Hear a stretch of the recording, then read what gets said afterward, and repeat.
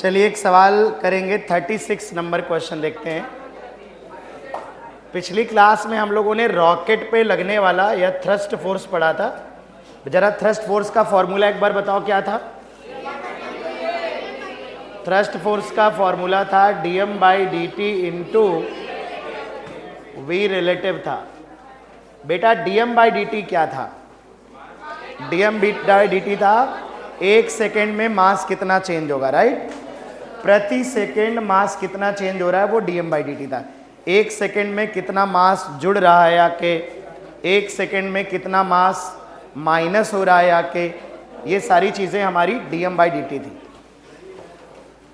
बेटा एक बात बताओ, अगर मास बढ़ रहा हो तो dm/dt कैसा था? पॉजिटिव।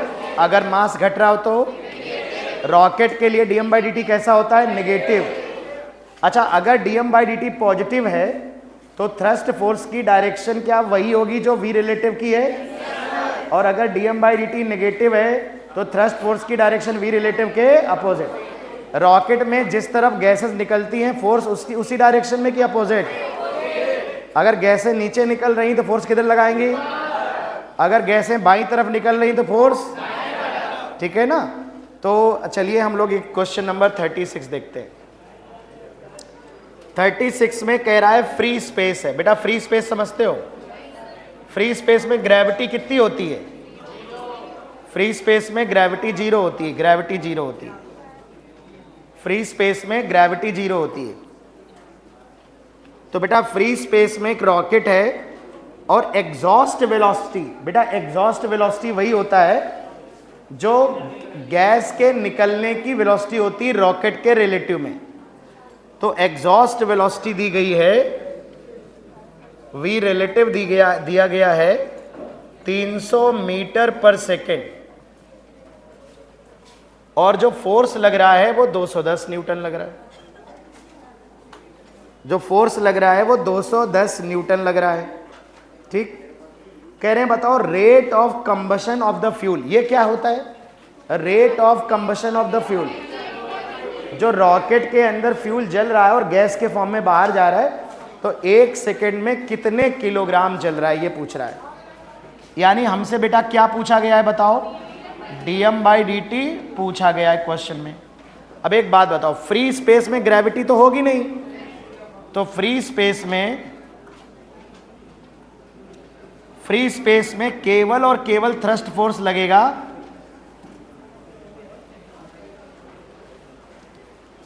और थ्रस्ट फोर्स की वैल्यू दी गई है, तो थ्रस्ट फोर्स का फॉर्मूला लगा देंगे dm/dt into v relative. Thrust force है 210 न्यूटन, dm/dt बेटा हमसे पूछा गया है, अननोन है। वी रिलेटिव है 300, तो 300 से भाग दे देंगे।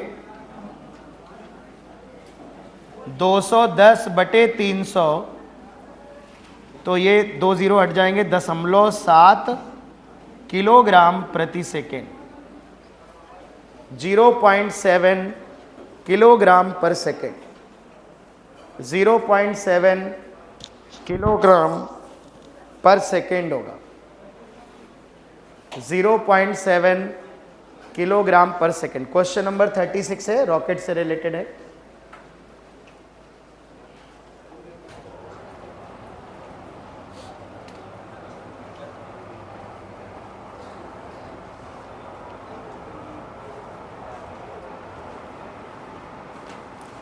बेटा क्वेश्चन नंबर 37 ट्राई करिए मेरे सामने। अभी हो गया?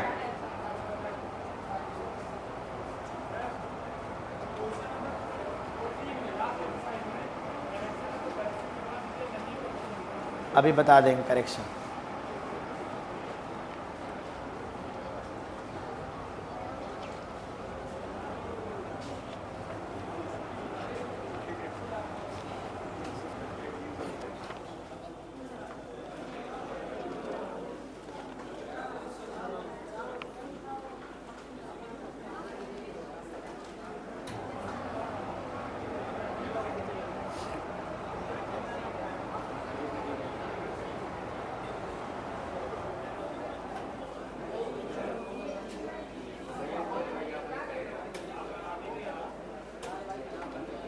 क्या हुआ?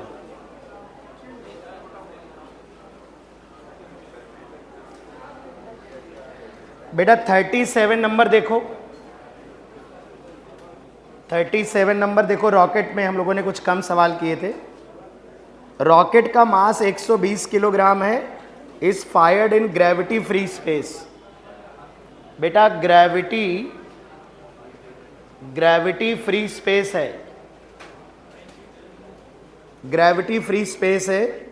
इजेक्टिंग गैसेस विद वेलोसिटी इतने eight a rate 1 kg। Velocity जिस गैस जो निकल रही जिस वेलोसिटी से, वो 600 मीटर पर सेकेंड से गैसेस निकल रही हैं। और dm/dt जो दिया है, प्रति सेकेंड जो गैस निकल रही हैं वो 1 किलोग्राम पर सेकेंड के रेट से निकल रही है। इन्होंने कहा कि बताओ इनिशियल एक्सेलरेशन कितना होगा। इनिशियल एक्सेलरेशन बताना है रॉकेट का कितना होगा, और रॉकेट का जो मास है वो 120 किलोग्राम है। रॉकेट का जो मास है वो 120 किलोग्राम।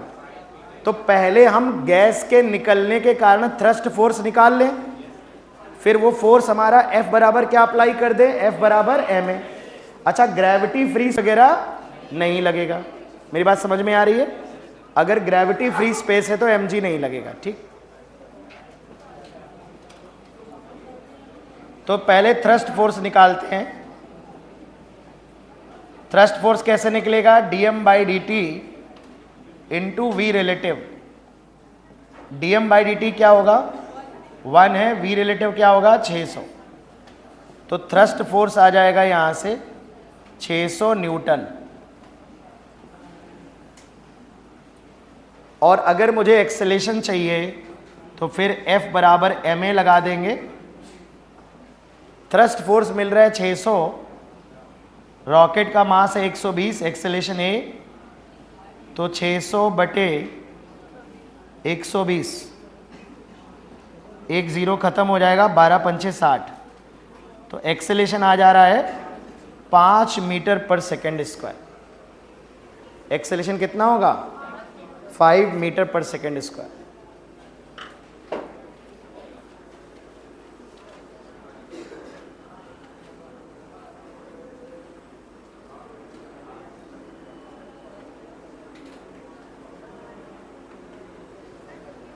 क्वेश्चन नंबर 43 करेंगे। 43 ट्राई करिए। अब आप 43 खुद से ट्राई करिए, एक बार मेरे सामने करके दिखाइए।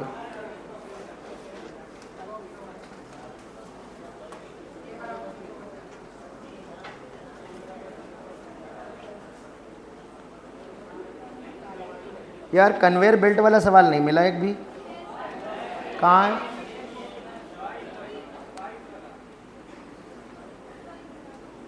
पेज नंबर 2 पे है। क्वेश्चन नंबर 22 है। हाँ, अब ठीक। तो पहले 43 करो, फिर 22 करना।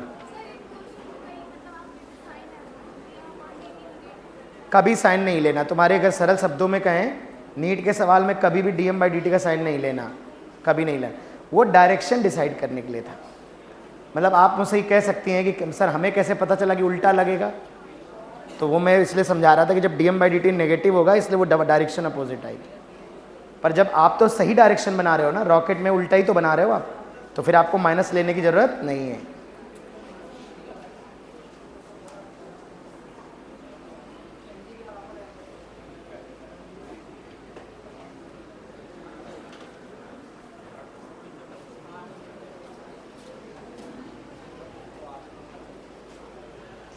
क्वेश्चन नंबर 43 ट्राई करो।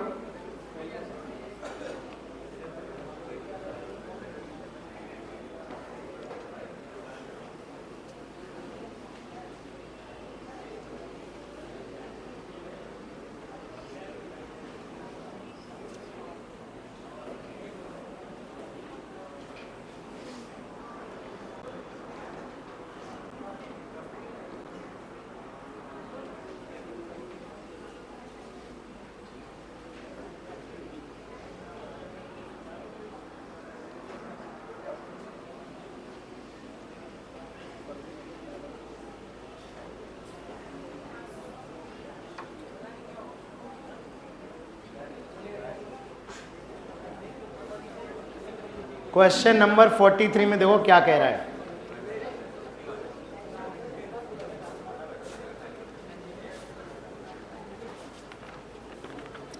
फोर्टी थ्री में कह रहा है कि रॉकेट है जो 1000 किलोग्राम का है। एक रॉकेट है जो 1000 किलोग्राम का है। प्रोजेक्टेड वर्टिकली, गैसेस और exhaust vertically downward with velocity. बेटा गैस नीचे की तरफ निकल रही हैं, 100 मीटर पर सेकेंड से गैस निकल रही है नीचे की तरफ, एग्जॉस्ट वेलोसिटी दी है। What is the minimum rate of fuel burning fuel so as to lift just lift the rocket in upward. कह रहे कम से कम कितना मास प्रति सेकेंड फ्यूल बर्न हो, मतलब बेटा dm/dt पूछा है भाई, प्रति सेकेंड जितना जलेगा फ्यूल उतना ही तो गैसेस बाहर आएगी।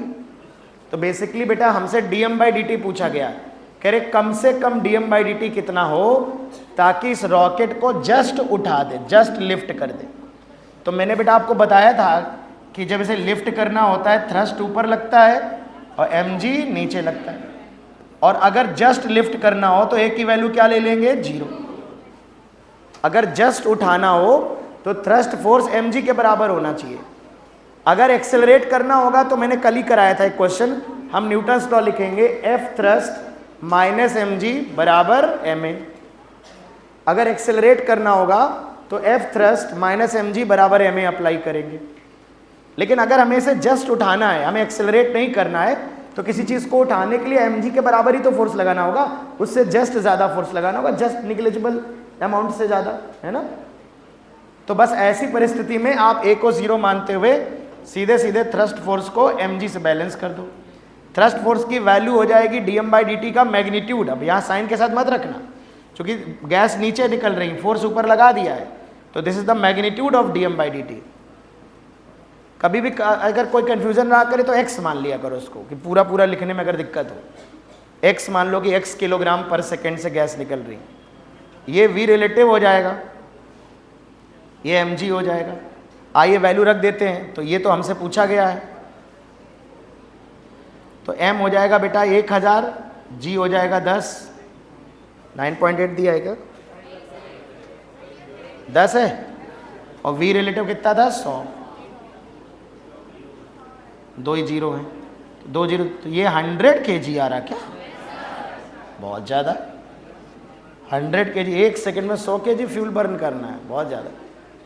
थ्योरेटिकल सवाल है, प्रैक्टिकल नहीं लग रहा मुझे, क्या पता बड़ा रॉकेट होता हो। अब हमने तो रॉकेट बनाया नहीं कभी, तुम बनाना तो समझ लो। तो इस तरह से हम रॉकेट के कुछ क्वेश्चन ट्राई करेंगे, ठीक है। क्वेश्चन नंबर 22 देखें, 22 पेज नंबर 2 पे क्वेश्चन नंबर 22।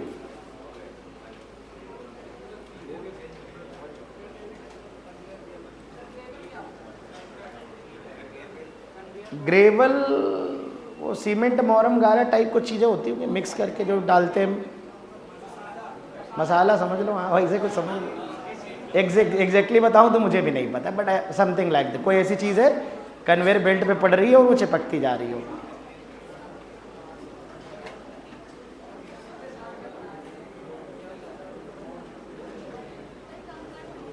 अब देखो मुद्दे की बात ये है कि कन्वेयर बेल्ट पे जो मसाला या ग्रेवल जो गिर रहा है उसका dm/dt कितना दिया गया है, प्रति सेकंड कितने किलोग्राम गिर रहा है, 0.5 किलोग्राम पर सेकंड, इस रेट से गिर रहा है।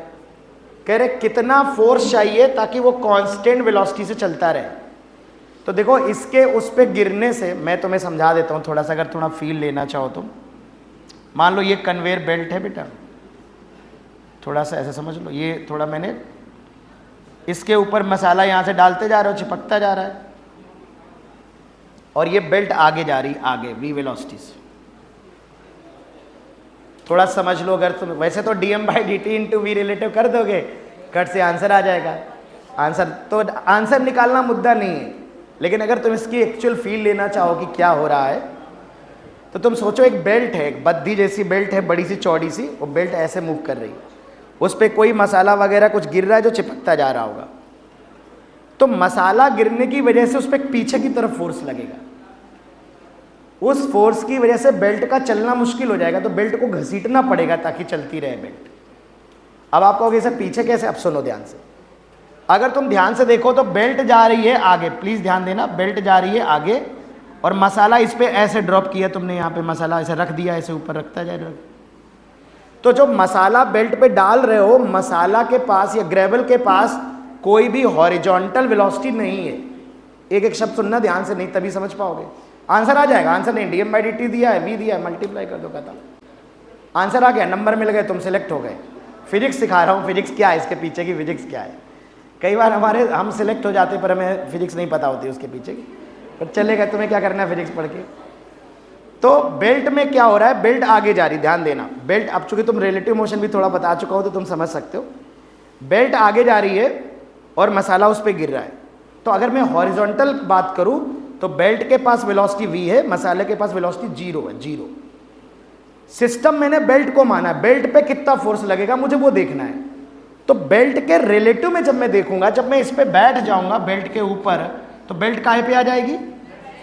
तो जो मसाला नॉर्मली नीचे गिर रहा है, जिसके पास हॉरिजॉन्टली कोई वेलोसिटी नहीं है, बेल्ट के जब मैं रिलेटिव में जाऊंगा तो बेल्ट की वेलोसिटी पलट के दे दूंगा। अरे बोलो, तो बेल्ट के रिस्पेक्ट में ध्यान रखना, मसाला के रिलेटिव में बेल्ट आगे जा रही है, तो बेल्ट के रिलेटिव में मसाला किधर जा रहा है? पीछे। यानी जो ग्रेबल इस पे गिर रहा होगा, जो कचरा इस पे जो भी है इस पे गिर रहा होगा, बेल्ट के रिस्पेक्ट में उसकी वेलोसिटी किधर होगी? पीछे। और सुनिए, कन्वेयर बेल्ट पे चीजें ऐड हो रही हैं, यानी dm/dt कैसा है? पॉजिटिव। तो जिस दिशा में v रिलेटिव होगा उसी डायरेक्शन में फोर्स लगेगा, dm/dt इंटू v रिलेटिव। तो इस चीज के बेल्ट पे गिरने से और चिपकने से इस दिशा में फोर्स लगेगा, तो थ्रस्ट फोर्स जो लगेगा वो इधर लगेगा। अब आप सोचो, अगर इस बेल्ट को कोई घसीट न रहा हो तो क्या बेल्ट कांस्टेंट वेलोसिटी से चल पाएगी? इस मसाला के गिरने के बेल्ट रुक जाएगी, थोड़ी देर में रिटार्डेशन आ जाएगा। तुम चाहते हो कि बेल्ट वैसे चलती रहे, वैसे चलती रहे, तो इससे इस बेल्ट को खींचना पड़ेगा। तो अब तुमसे ये कह रहा कि एक आदमी इसको घसीट रहा है, एक आदमी इसको घसीट रहा है और उसे इस बेल्ट को कांस्टेंट वेलोसिटी से घसीटना है, तो बताओ कितना फोर्स लगाना पड़ेगा? तो मसाला के गिरने से जितना थ्रस्ट अपोजिट डायरेक्शन में लग रहा था, अगर उसके इक्विवेलेंट अपोजिट लगा देगा तो एक्सेलरेशन 0 हो जाएगा, नेट फोर्स 0 हो जाएगा, वेलोसिटी कैसी हो जाएगी? कांस्टेंट। तो एक्चुअली यहाँ थ्रस्ट नहीं पूछा है, यहाँ एक्सटर्नल फोर्स पूछा है जो उस पर लगने वाले अपोजिट थ्रस्ट के बराबर। तो आंसर वही आ जाएगा कि जो F, चूंकि V कांस्टेंट रखनी है तो F एक्सटर्नल F थ्रस्ट के बराबर होगा हमारा। तो F एक्सटर्नल चूंकि यहाँ पर F थ्रस्ट के बराबर है, तो बस खत्म सवाल हो गया, dm/dt इंटू v रिलेटिव। और v रिलेटिव वही होगा जो बेल्ट की वेलोसिटी है, चूंकि मसाले की वेलोसिटी है नहीं तो बेल्ट की वेलोसिटी ही रिलेटिव वेलोसिटी हो जाएगी। तो यहाँ पर दिया है 0.5 और कितना दिया है देखो यार, बताओ कितना? 2 है तो 1 न्यूटन आ जाएगा। मैंने क्या बताया, आंसर तो सभी का आ जाएगा, लेकिन इसके पीछे की जो एक्चुअल फिजिक्स है उस पर लोग इतना गहराई से सोचते नहीं है, जरूरत ही नहीं पड़ती। हमें तो आंसर से मतलब है। क्यों? देखो यस सर बोल रहे हैं।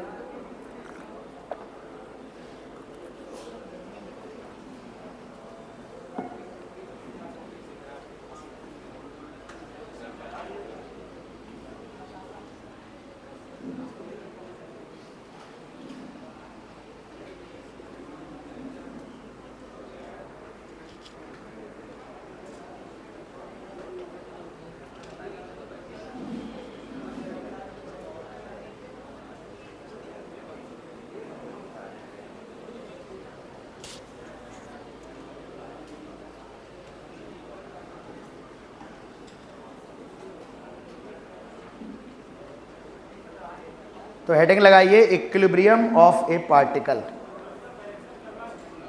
कौन सा करेक्शन है मुझे नहीं पता, पेज नंबर बोलो। पेज नंबर 21 भैया, पेज नंबर 21 पे क्वेश्चन नंबर 14 में करेक्शन बताया गया है। हमारे एक होनहार बच्चे ने बताया करेक्शन है। बेटा क्या करेक्शन? सी ऑप्शन होगा। दिया क्या है? बॉम्बे। डी फॉर दिल्ली दिया है और सी फॉर चेन्नई होगा, ये कहना चाह रहे हो? तो सी फॉर चेन्नई होगा, शायद डी फॉर दिल्ली दिया, देख लो कहाँ दिया है। Page number 21, 21, question number 14, 1414। इसमें डी फॉर देहरादून दिया है और सी फॉर चाइना या चेन्नई होगा, ठीक है, सी फॉर चेन्नई होगा। चलिए बेटा हेडिंग लगाइए, इक्विलिब्रियम ऑफ ए पार्टिकल।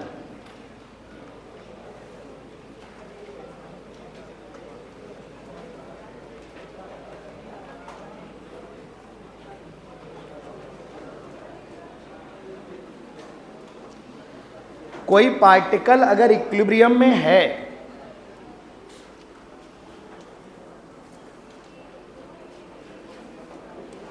कोई पार्टिकल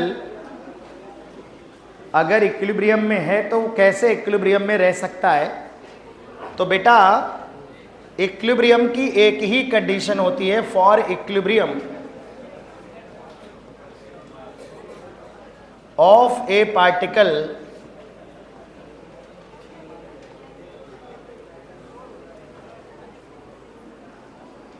शाबाश बेटा, ऐसे आधा आधा घंटे लेट आते रहो पक्का। या तो ये क्या था, ये सब नहीं, ये सब नहीं, तो इससे क्या है कि ना सांसद बने विधायक तो बन ही जाओगे।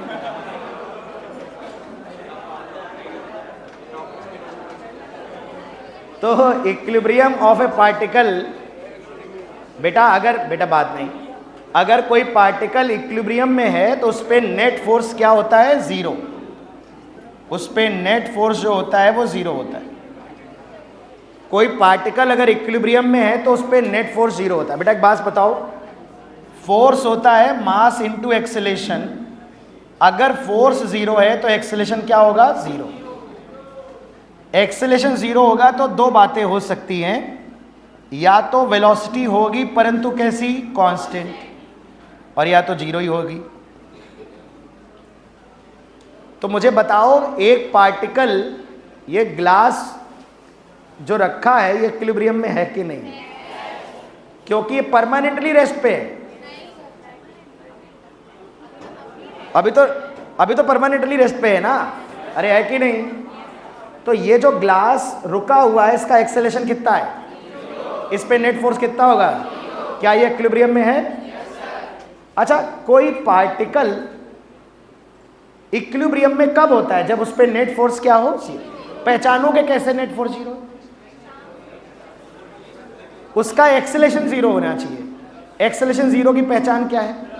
वेलोसिटी कांस्टेंट होनी चाहिए। जीरो है तो जीरो ही बनी रहे लगातार, और 10 है तो 10 बनी रहे कांस्टेंट, ना डायरेक्शन चेंज हो ना मैग्नीट्यूड चेंज हो। तो मुझे बताइए कि अगर एक पार्टिकल स्ट्रेट लाइन में जा रहा है, स्ट्रेट लाइन में, और उसकी वेलोसिटी 10 है, चेंज नहीं हो रही, सुना तुमने? इक्विलिब्रियम में है कि नहीं है? स्ट्रेट लाइन में जा रहा है 10 की वेलोसिटी से, 10 की वेलोसिटी से, इक्विलिब्रियम में है कि नहीं? पक्का? अच्छा, एक पार्टिकल 10 की स्पीड से ऐसे जा रहा है, क्यों नहीं है? एक्सप्लेन करो कि इक्विलिब्रियम में नहीं है।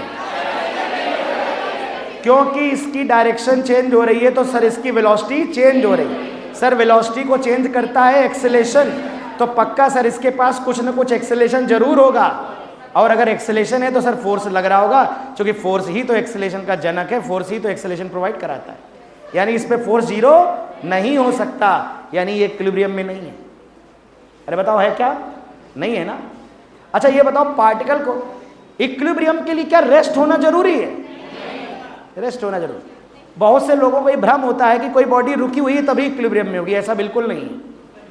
रेस्ट पर अगर है परमानेंटली, इंटरवल ऑफ टाइम के लिए रेस्ट पे अगर है तो इक्विलिब्रियम होगा, पर इक्विलिब्रियम है तो रेस्ट पे होना जरूरी। जैसे ये बोतल इक्विलिब्रियम में है, बहुत देर से रुकी हुई है। अच्छा एक बात बताओ, रेस्ट में भी भ्रम है। अब मैं एक बॉल को ऊपर उठा लूं, हाईएस्ट पॉइंट पे वेलोसिटी कितनी? रेस्ट पे है कि नहीं? क्या वो इक्विलिब्रियम पॉइंट है? अरे वो तो पल भर का रेस्ट है, वो इंटरवल का रेस्ट नहीं है। जैसे मैं रुका हूं, मैं काफी देर से रेस्ट पे हूं, मैं काय पे था? मैं इक्विलिब्रियम पे था। लेकिन जिस बॉल को तुमने उछाला है वो तो एक क्षण के लिए रुका है ना। वहां पर याद करो, हाईएस्ट पॉइंट पर वेलोसिटी जरूर जीरो होती है लेकिन एक्सेलेरेशन जी होता है, फोर्स mg लगता है। अरे लगता है कि नहीं? क्या ग्रेविटी लगना बंद हो जाता है क्या हाईएस्ट पॉइंट पे? यानी highest point is it instantaneous rest, equilibrium नहीं है वो।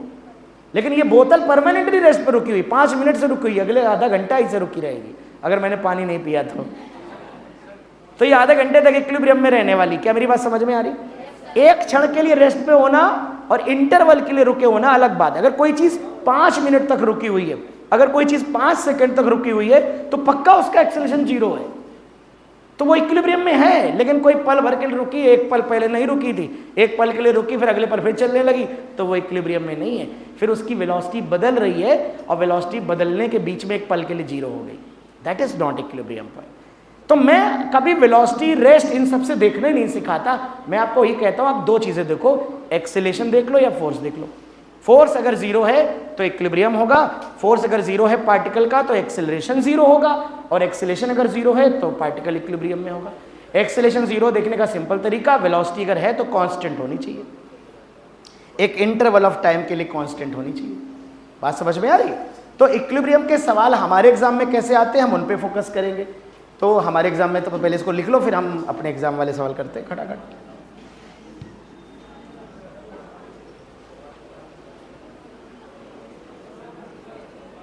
लिख लिया क्या सबने? लिख लिया करो बेटा साथ साथ। क्या भैया उबाल के मानोगे?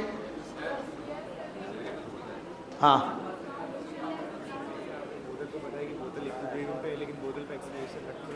कहाँ लग रही? एक्सेलेरेशन लगती नहीं, एक्सेलेरेशन होती है। एक्सेलेरेशन को नॉर्मल ने खत्म नहीं कर दिया, mg नीचे लग रहा है, नॉर्मल ऊपर लग रहा है, नेट तो जीरो हो गया ना। अरे नहीं है, तुम लोग केवल आग लगाने में आगे रहो, एसी खराब है लग रहा है। क्या हुआ?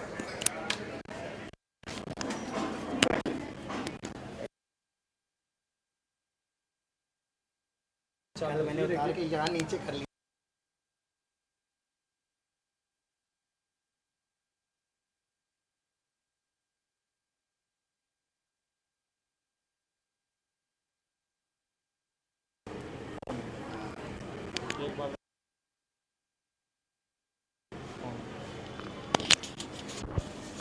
कल क्या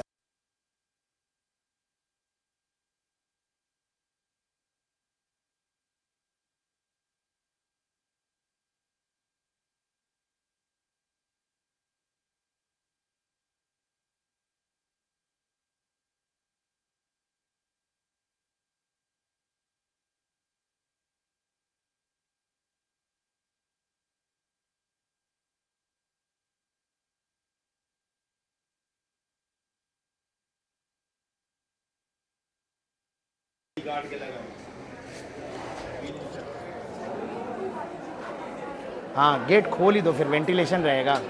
उधर पीछे वाला भी खुलवा दो, हवा आएगी। अरे वो जनरेटर थोड़ा गड़बड़ है, कोई नहीं, सही हो जाएगा, 10 मिनट में सही हो जाएगा। आइए बेटा, अब देखो इक्विलिब्रियम के कॉन्सेप्ट अप्लाई कैसे करते हैं, बहुत ध्यान से समझना। हमें पता है कि इक्विलिब्रियम के लिए नेट फोर्स जीरो होना चाहिए, और अगर कोई पार्टिकल इक्विलिब्रियम में है तो नेट फोर्स सभी दिशाओं में जीरो होना चाहिए। मतलब ऐसा नहीं है कि एक्स डायरेक्शन में मान लो पार्टिकल पे फोर्स नहीं लग रहा, वाई में लग रहा है, एक्स और वाई में नहीं लग रहा है, जेड में लग रहा है, तो इक्विलिब्रियम में नहीं होगा। फिर वो इक्विलिब्रियम का मतलब होता है नेट फोर्स जीरो होगा, तो फोर्स के सभी कंपोनेंट भी जीरो होंगे। फोर्स के यानी कि एफ एक्स भी जीरो होगा, एफ वाई भी जीरो होगा, और एफ जेड भी, एक्स डायरेक्शन में भी फोर्स जीरो होगा, वाई डायरेक्शन में भी जीरो होगा, जेड डायरेक्शन में जीरो होगा, सभी डायरेक्शन में फोर्स जीरो होगा। अगर बेटा पार्टिकल हमारा इक्विलिब्रियम में है तो force in all direction will be equal to zero. अब अप्लाई कैसे करते हैं, लॉजिक लगाते कैसे? मान लो एक सवाल हम लेते हैं उदाहरण के तौर पर। बेटा एक बॉडी हमको दी गई, इस बॉडी पे 10 न्यूटन फोर्स हमने ऐसे लगाया, एक बेटा फोर्स हमने ऐसे लगाया F1, और एक फोर्स मान लो हमने ऐसे लगाया F2। वेट वेट भूल जाओ, यही 3 फोर्स लग रहे हैं मान के चलो। तो इक्विलिब्रियम कैसे अप्लाई करते हैं, चलो मैं एक रियलिस्टिक सवाल लेता हूं, रियलिस्टिक सवाल लेता हूं।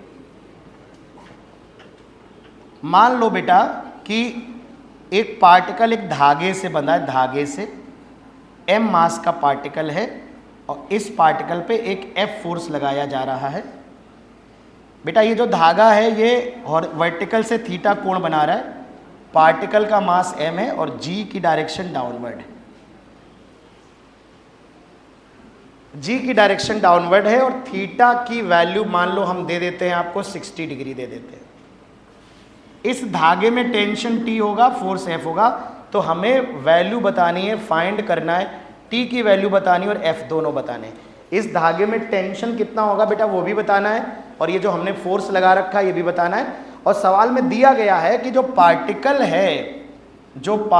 है वो इज इन इक्विलिब्रियम। बेटा पार्टिकल इक्विलिब्रियम में है ऐसा दिया गया है, पार्टिकल बेटा इक्विलिब्रियम में है ऐसा दिया गया है, पार्टिकल इक्विलिब्रियम में है बेटा ऐसा दिया गया है।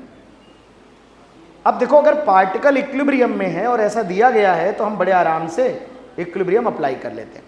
तो अगर हम इस पार्टिकल का फ्री बॉडी डायग्राम बनाए, ध्यान देना बेटा, एक F हम लगा रहे हैं, एक mg नीचे लग जाएगा और एक टेंशन तुम देखो इस डायरेक्शन में लगेगा, एक टेंशन ऐसे स्ट्रिंग के अलोंग लगेगा, तो एक टेंशन बेटा ऐसे लगेगा T। टेंशन हमारा वर्टिकल से थीटा एंगल बनाएगा। अब देखो ये एंगल थीटा है बेटा, तो यहां अगर वर्टिकल बना लेंगे तो इसका ऑल्टरनेट एंगल होगा ये थीटा। तो अगर आप ध्यान से देखना चाहें तो ये वोल्टर इसका एकांतर कोण होगा थीटा, तो ये जो टेंशन होगा वो इसके साथ थीटा एंगल बनाएगा। और पार्टिकल हमारा इक्विलिब्रियम में कहा गया है। अब इक्विलिब्रियम की कंडीशन कैसे अप्लाई करते हैं, सभी डायरेक्शन में नेट फोर्स 0 होंगे, लेकिन हमारे सिलेबस में जो क्वेश्चन आएंगे वो प्लेनर सवाल आएंगे, प्लेन में, मतलब जो भी क्वेश्चन आएगा वो एक्स वाई प्लेन में आएगा, एक प्लेन में आएगा, वो कोई भी प्लेन हो सकता है, जरूरी नहीं एक्स वाई, नाम नहीं बताया जाता कभी कौन सा प्लेन। तो आपको अगर प्लेन में करना, मान लो एक्स वाई प्लेन में, बोर्ड के प्लेन में सवाल है, तो केवल 2 कंपोनेंट आप कर लीजिए, सारे फोर्सेस के एक्स और वाई डायरेक्शन में कंपोनेंट कर लीजिए। सभी फोर्सेस का स्टेप 1 है, सभी फोर्सेस को एक्स और वाई डायरेक्शन में रिजॉल्व कर लीजिए, कंपोनेंट कर लीजिए, फिर एक्स डायरेक्शन में नेट 0 कर दीजिए और वाई डायरेक्शन में भी नेट 0 कर दीजिए। तो सबसे पहले अगर मैं इस टेंशन के 2 कंपोनेंट करूंगा तो क्या आप मुझे बता पाएंगे क्या होंगे? ऊपर वाला कंपोनेंट क्या होगा, टी कॉस थीटा, और नीचे वाला कंपोनेंट होगा टी साइन। इसमें कोई परेशानी, जिस तरफ थीटा होता है वो कॉस आता है, उसके परपेंडिकुलर साइन आता है, तो ऊपर वाला जो फोर्स आएगा वो टी कॉस थीटा आएगा, नीचे वाला जो फोर्स आएगा वो टी साइन थीटा आएगा। और ये बॉडी हमारी इक्विलिब्रियम में है, मतलब नेट फोर्स 0 है, वाई में भी 0 है, एक्स में भी 0 है, इक्विलिब्रियम है, एक्सेलेरेशन 0 है। तो आपको मैं इतनी बार बता चुका हूं कि अगर फोर्स एक्सेलेरेशन नहीं है, अगर फोर्स बैलेंस है, अगर इस डायरेक्शन में नेट फोर्स 0 है, तो बताओ 0 कैसे हो रहा होगा? ये दोनों बराबर होंगे तभी तो कैंसिल आउट होके 0 होंगे, ये दोनों बराबर होंगे तभी तो कैंसिल आउट होके 0 होंगे। तो x डायरेक्शन में जब मैं 0 करूंगा तो बताओ कौन किसके बराबर होगा? f बराबर हो जाएगा किसके? t sine theta. और अगर मैं इन दोनों को, थीटा कितना है यहाँ पे 60 डिग्री ना, तो मैं थीटा लिख लेता हूं 60 डिग्री। और अगर मैं y डायरेक्शन में बैलेंस करूंगा तो बताओ क्या हो जाएगा? mg बराबर t cos 60। तो क्या इस इक्वेशन से t की वैल्यू आ जाएगी? कैसे आएगी भाई? mg बराबर t/2, cos 60 की वैल्यू क्या होती है? 1/2। तो टेंशन की वैल्यू कितनी आ जाएगी? 2mg। टेंशन की वैल्यू 2mg आ गई। और टेंशन की वैल्यू यहां रख दोगे तो f की वैल्यू आ जाएगी। तो f बराबर टेंशन है 2mg और √3/2 लिख देंगे, तो f की वैल्यू कितनी आ रही है बेटा? √3। तो जब भी इक्विलिब्रियम की कंडीशन लगानी है बेटा, इक्विलिब्रियम की कंडीशन, तो 2 स्टेप आपको फॉलो करने हैं। फर्स्ट स्टेप, बॉडी का FBD बनाना है, सभी पार्टिकल के x और y 2 म्यूचुअली परपेंडिकुलर डायरेक्शन में कंपोनेंट करने हैं। आप किसी भी डायरेक्शन में कंपोनेंट कर सकते, कोई जरूरी नहीं है कि आप टी के कंपोनेंट करें, आप एमजी के करना चाहो तो एमजी कर लो, आप धागे के अलोंग और धागे के परपेंडिकुलर कर सकते हो। पर फायदा ये रहेगा क्योंकि एक फोर्स देखिए हॉरिजॉन्टल लग रहा है, एक वर्टिकल लग रहा है, तो बेहतर है कि आप टेंशन के दो कंपोनेंट कर लो। क्योंकि जब पार्टिकल रेस्ट पे होता है तो आपको स्वतंत्रता होती है, आप जिसके चाहो उसके कंपोनेंट करो, जिन दो डायरेक्शन में चाहो म्यूचुअली परपेंडिकुलर, उन दो म्यूचुअली परपेंडिकुलर डायरेक्शन में फोर्स बैलेंस कर सकते हो। तो यहाँ पर हमने स्टेप 1 फॉलो किया, टेंशन के सभी के फोर्सेस के एक्स और वाई में कंपोनेंट किए, हॉरिजॉन्टल वर्टिकल कंपोनेंट किए बेटा। जो फोर्स पहले से हॉरिजॉन्टल पहले से वर्टिकल है उनको छेड़ो मत, और जो किसी एंगल पे है उनके कंपोनेंट कर दो। फिर एक एक्स डायरेक्शन में नेट फोर्स जीरो कर दो, वाई में नेट जीरो कर दो। जीरो करने का मतलब है अपोजिट डायरेक्शन में जो फोर्स लग रहे हैं वो बराबर होने चाहिए, तभी वो एक दूसरे में आपस में सब्ट्रैक्ट होकर उनका रिजल्टेंट क्या आएगा, जीरो आएगा। तो इस तरह से आप एक बार आपने x में बैलेंस किया तो f की वैल्यू t साइन थीटा आ गई, एक बार y में बैलेंस किया तो t कॉस थीटा बराबर mg आ गया। यहाँ पे cos 60 की वैल्यू 1/2 रखी तो t/2 हो गया, mg के बराबर है ना, यहाँ से यहाँ आए बेटा, यहाँ से तो t की वैल्यू 2mg आ गई। फिर इस वाली इक्वेशन से इक्वेशन नंबर 1 से जब हम गए तो f की वैल्यू हो गई 2mg into T cos t sine 60 है तो t की वैल्यू 2mg रख दी और साइन 60 √3/2 रख दिया।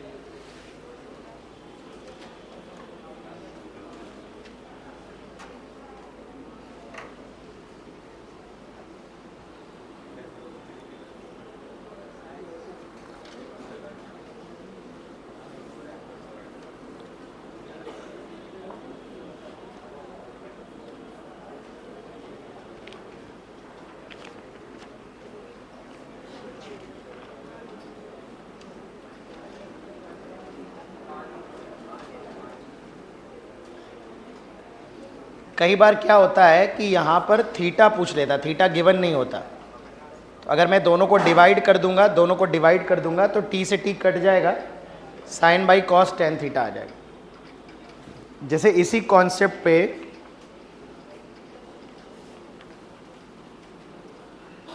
हमारे असाइनमेंट में सवाल है 52 नंबर, पेज नंबर 5 पे क्वेश्चन नंबर 52 ट्राई करिए।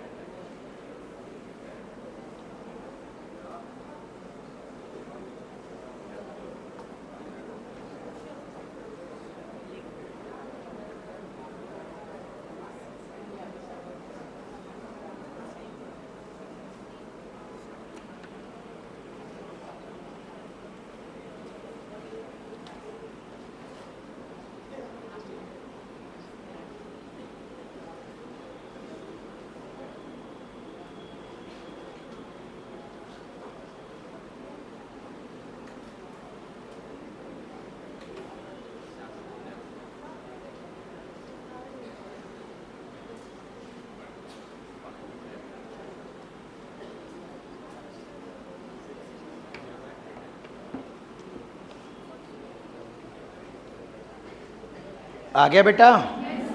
बताइए क्या आ रहा है? सेम तरह का सवाल है बिल्कुल। ये है 52 नंबर। देखिए इस धागे से एक यहाँ पर ज्वाइंट है और यहाँ एक बॉडी लटका रखी है और यहाँ एक फोर्स लग रहा है, 50 न्यूटन फोर्स लग रहा है बेटा। और यहाँ पर एक टेंशन मान लेते हैं T1 और इस वाले में टेंशन मान लेते हैं T2। और यहाँ वर्टिकल से बेटा थीटा एंगल है ना। और इसका जो वेट है, वेट mg की वैल्यू जो है वो 60 न्यूटन है। ध्यान रहे mg दिया है, m नहीं दिया है, mg मिला के दिया, न्यूटन दिया है ना। अब बेटा बहुत ध्यान समझो, मुझे बताओ अगर ये पूरा सिस्टम इक्विलिब्रियम में है तो इस धागे में टेंशन कितना होगा? इस धागे में 0 बता रहे हैं भाई साहब, वाह। T2 तो W के बराबर होगा ना भाई, इस पे T2 ऊपर लगेगा, W नीचे लगेगा, तो T2 की वैल्यू W के बराबर होगी जो कि 60 न्यूटन होगी। अब मेरी बात ध्यान देना, इस P पॉइंट पे इक्विलिब्रियम लगा रहा हूं, P पॉइंट पे। तो इस P पॉइंट पे अगर मैं देखूंगा तो एक फोर्स लग रहा है 50 न्यूटन ऐसे, एक T2 लग रहा है T2 60 न्यूटन ऐसे, और एक T1 लग रहा है ऐसे। ये एंगल हमें नहीं पता, अननोन है, ठीक है कोई बात नहीं। हम T1 के दो कंपोनेंट कर लेंगे। क्या कर लेंगे बताओ? T1 cos थीटा, ये T1। अब बताओ कौन किसके बराबर है? T1 sin थीटा किसके बराबर है? 50, और T1 cos थीटा 60। अगर मुझे थीटा चाहिए तो दोनों को डिवाइड कर दो, T1 sin थीटा बटे T1 cos थीटा, ये 50 बटे 60। यहाँ से साइन बटे कॉस आ गया tan थीटा, 5 बटे 6 आ गया। क्या tan इनवर्स 5/6 आ रहा है क्या? तो आंसर आएगा tan इनवर्स 5/6। और बेटा अगर T1 पूछा जाता है यहाँ पे T1, तो होल स्क्वायर करके जोड़ देते। तो जब होल स्क्वायर करते तो T1 square sine square theta plus T1 square cos square theta, दोनों का होल स्क्वायर किया, जोड़ दिया। इधर आ जाता T1 square sine square theta 50 का स्क्वायर और ये 60 का स्क्वायर, तो T1 स्क्वायर आ जाता कॉमन। क्या समझ में आया मैंने क्या किया? दोनों इक्वेशन का होल स्क्वायर किया और जोड़ दिया। तो T1 square sine square theta 50 का स्क्वायर है, T1 square cos square theta 60 का स्क्वायर है, जोड़ दिया दोनों को। तो T1 स्क्वायर कॉमन आएगा, sign square theta plus cos square theta बराबर 1। तो यहाँ हो जाएगा T1 स्क्वायर, ये हो जाएगा 2500 प्लस 3600, ये कितना होता है? 6100। तो अंडर रूट के अंदर 6100 टेंशन आ जाएगा। अगर पूछा जाता तो, पूछा नहीं है तो कोई बात नहीं, तो टेंशन भी निकाल सकते हैं। जब भी साइन और कॉस में क्वेश्चन बने तो हमेशा इस बारे में जरूर सोचो कि sign square theta plus cos square theta बराबर 1 होता है। तो आप हमेशा कैलकुलेशन करने में ये स्मार्टनेस दिखाओ कि कुछ ऐसी गणित लगाओ कि sign square theta plus cos square theta 1 हो जाए। तो दोनों में T1 था तो मैंने दोनों का स्क्वायर कर लिया और जोड़ दिया, तो T1 स्क्वायर कॉमन आ जाएगा। यहाँ समझ रहे हो ना कैसे किया बेटा? T1 स्क्वायर कॉमन ले लिया, sign square theta plus cos square theta कितना हो गया? 1 हो गया। तो आपसे भी इतना मत सोचिए, फिजिक्स आप पढ़ रहे हैं, एक सवाल अगर आपसे पूछा गया है तो दूसरा भी बन सकता है उस क्वेश्चन में। इसलिए हमेशा आप ये जरूर सोचा करो अगर कोई सवाल आप कर रहे हो कि इसमें क्या और पूछा जा सकता है, तो कम से कम 1-2 सवाल हो सकता है आपके मन में आएंगे, नहीं ये भी पूछ सकता था यहाँ पे।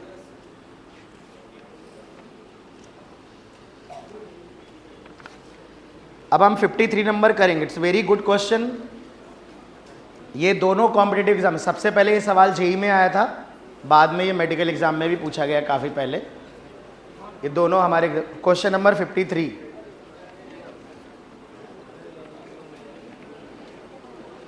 पढ़ो और अच्छे से करने का प्रयास करो।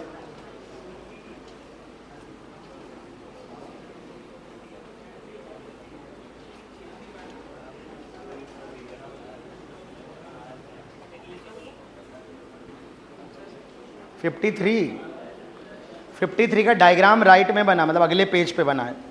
पेज नंबर 5 पे क्वेश्चन लिखा है और पेज नंबर 6 पे क्वेश्चन बना हुआ है।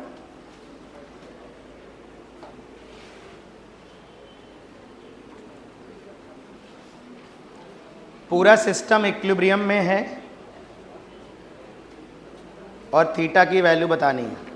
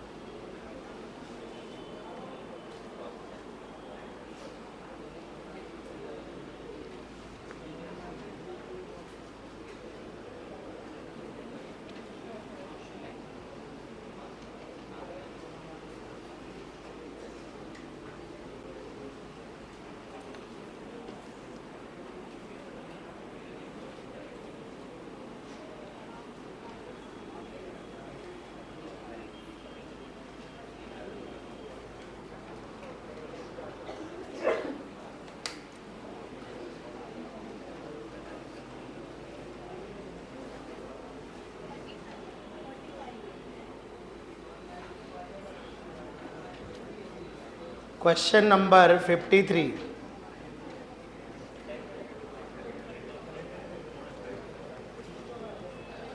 देखिए क्या कह रहा है, एक पुली यहाँ है, एक पुली यहाँ है, एक m मास की बॉडी यहाँ से कनेक्टेड है और एक m मास की बॉडी यहाँ से।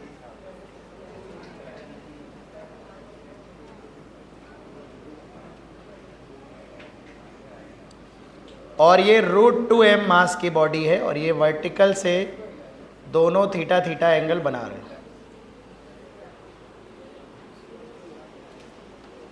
तो ये थीटा की वैल्यू हमें बतानी कि थीटा की वैल्यू कितनी होगी। और सभी मासेस इक्विलिब्रियम में, सभी मासेस इक्विलिब्रियम में। तो अगर आप ध्यान से देखो बेटा, तो ये वाला धागा अलग है और ये वाला धागा अलग है। तो दोनों धागे जब अलग अलग हैं तो हमें पहले से थोड़े ना पता होगा कि दोनों में टेंशन सेम है। लेकिन अगर तुम ध्यान से देखो, अगर मैं इस धागे में टेंशन T1 मानूं और ये बॉडी रुकी हुई है, इक्विलिब्रियम में है, तो बताओ T1 की वैल्यू क्या होगी, mg। और इस वाली बॉडी में टेंशन T2 मानूं तो T2 की वैल्यू भी कितनी होगी, mg। इससे ये कंफर्म हो जाता है कि दोनों धागों में टेंशन सेम है। या देख के कंफर्म कर लो कि भाई T बराबर mg, T बराबर mg, यानी T1 T2 दोनों बराबर हैं। अगर आप सिर्फ देखकर बता सकते हो तो कोई आपत्ति नहीं मुझे। मैं क्या कर रहा हूँ, इसको T मान ले रहा हूँ। लेट कौन अलग अलग क्यों लिखूंगा, T लिख लेता हूँ दोनों को। अब बड़ी वाली बॉडी का जब मैं डायग्राम बनाऊंगा बेटा, बड़ी वाली बॉडी का, तो इसका एक वेट लगेगा √2mg। एक टेंशन इधर लग रहा होगा बेटा, एक टेंशन इधर लग रहा होगा, दोनों टेंशन सेम है। कंफर्म किया मैंने, ऐसे नहीं बोला कि सेम। आप समझ रहे हैं ना मेरी बात, मैंने दोनों तरफ से निकाल के दिखाया कि ये जो टेंशन होगा इसके mg के बराबर होगा, ये टेंशन इसके mg। तो कंफर्म हो गया कि दोनों टेंशन सेम है। तो मैंने T1 और T2 दोनों को T और T मान लिया। मैंने कहा अलग अलग नहीं मानते हैं, सेम है तो सेम मान लेते हैं। या अगर आप चाहो तो T1 T2 अलग अलग रखे रहो, मुझे कोई आपत्ति नहीं। बेटा ये वर्टिकल से दोनों थीटा एंगल, अब चूंकि सेम है तो सिमेट्री होगी, एंगल भी सेम होंगे, इसलिए उसने एक तरफ का एंगल बताया है, दूसरी तरफ का जानबूझ के नहीं बताया। पेपर बनाने वाले ने क्वेश्चन बना समझदारी दिखाई कि हम नहीं बताएंगे दूसरी तरफ का थीटा कितना है, केवल एक तरफ देखो थीटा लिखा हुआ है। तो ये आप सोच लोगे कि यार अगर टेंशन सेम है तो सिमेट्री होगी, थीटा ही होगा यहाँ पर भी। तो ध्यान से देखो जरा, यहाँ पर इसके एक कंपोनेंट करेंगे, ऊपर क्या आएगा T, ये क्या आएगा T साइन थीटा। इस वाले टेंशन के दो कंपोनेंट कर दिए। इक्विलिब्रियम अप्लाई करना है ना, तो सारे फोर्सेस को दो म्यूचुअली परपेंडिकुलर डायरेक्शन में कंपोनेंट कर लो, हॉरिजॉन्टल और वर्टिकल, दो म्यूचुअली परपेंडिकुलर। तो इस वाले T के दो कंपोनेंट क्या आएंगे, ऊपर की तरफ क्या आएगा T cos थीटा और इधर की तरफ क्या आएगा T sin थीटा। बताओ इस वाले T sin थीटा से ये वाला T sin theta already cancel है। ऊपर कितना लग रहा है, T cos theta plus total कितना लग रहा है, और नीचे कितना लग रहा है √2mg। T की वैल्यू कितनी निकाली हमने, बताओ T की वैल्यू कितनी है, अरे कितनी लिखी इधर बताओ, mg ना।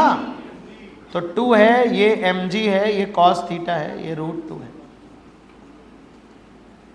mg से mg कैंसिल आउट हो जाएगा, √2 में 2 डिवाइड होगा तो cos थीटा बचेगा 1/√2।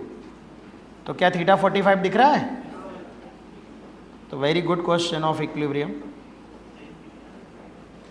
तो अच्छा सवाल है ये।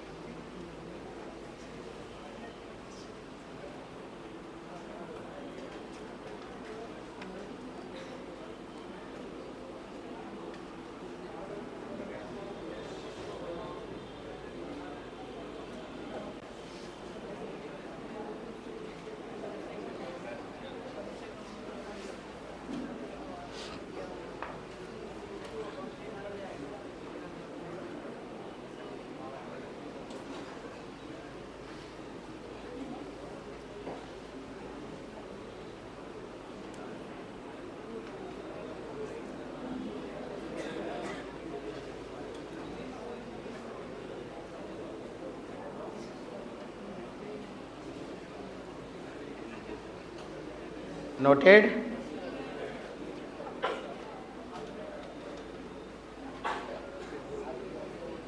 तो सबसे पहले ये बॉडी इक्विलिब्रियम में, इस वाला टेंशन को इसके mg के बराबर होना पड़ेगा। ये भी इक्विलिब्रियम में, तो ये टेंशन इसके mg के बराबर होना, तो T1 T2 दोनों mg हो जाएंगे ना। मान लिया दोनों टेंशन सेम है तो दोनों तरफ एंगल सेम हो जाएगा। एक टेंशन इस पे इधर लगेगा ऐसे, एक इस पे ऐसे लगेगा इधर। तो फिर हमने इस वाली बॉडी का इक्विलिब्रियम लगाया, एक टेंशन ऐसे लग रहा है, एक ऐसे।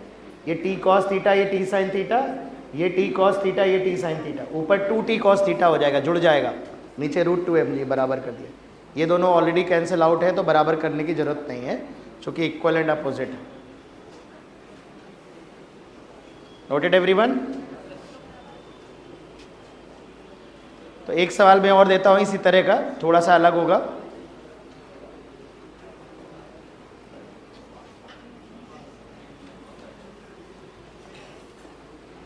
थोड़ा इधर जगह बना कर लिख लो, जो लिख रहा है लिख लो।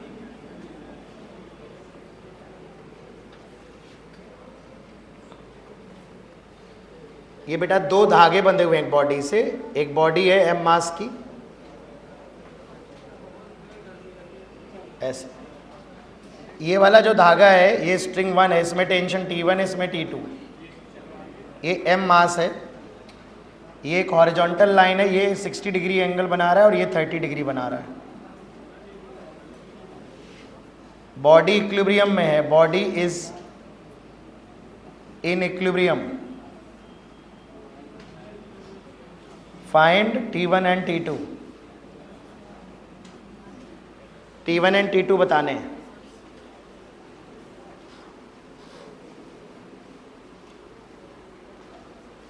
दो धागों से बॉडी लटकी हुई है, दो धागे बंधे हुए हैं बॉडी में।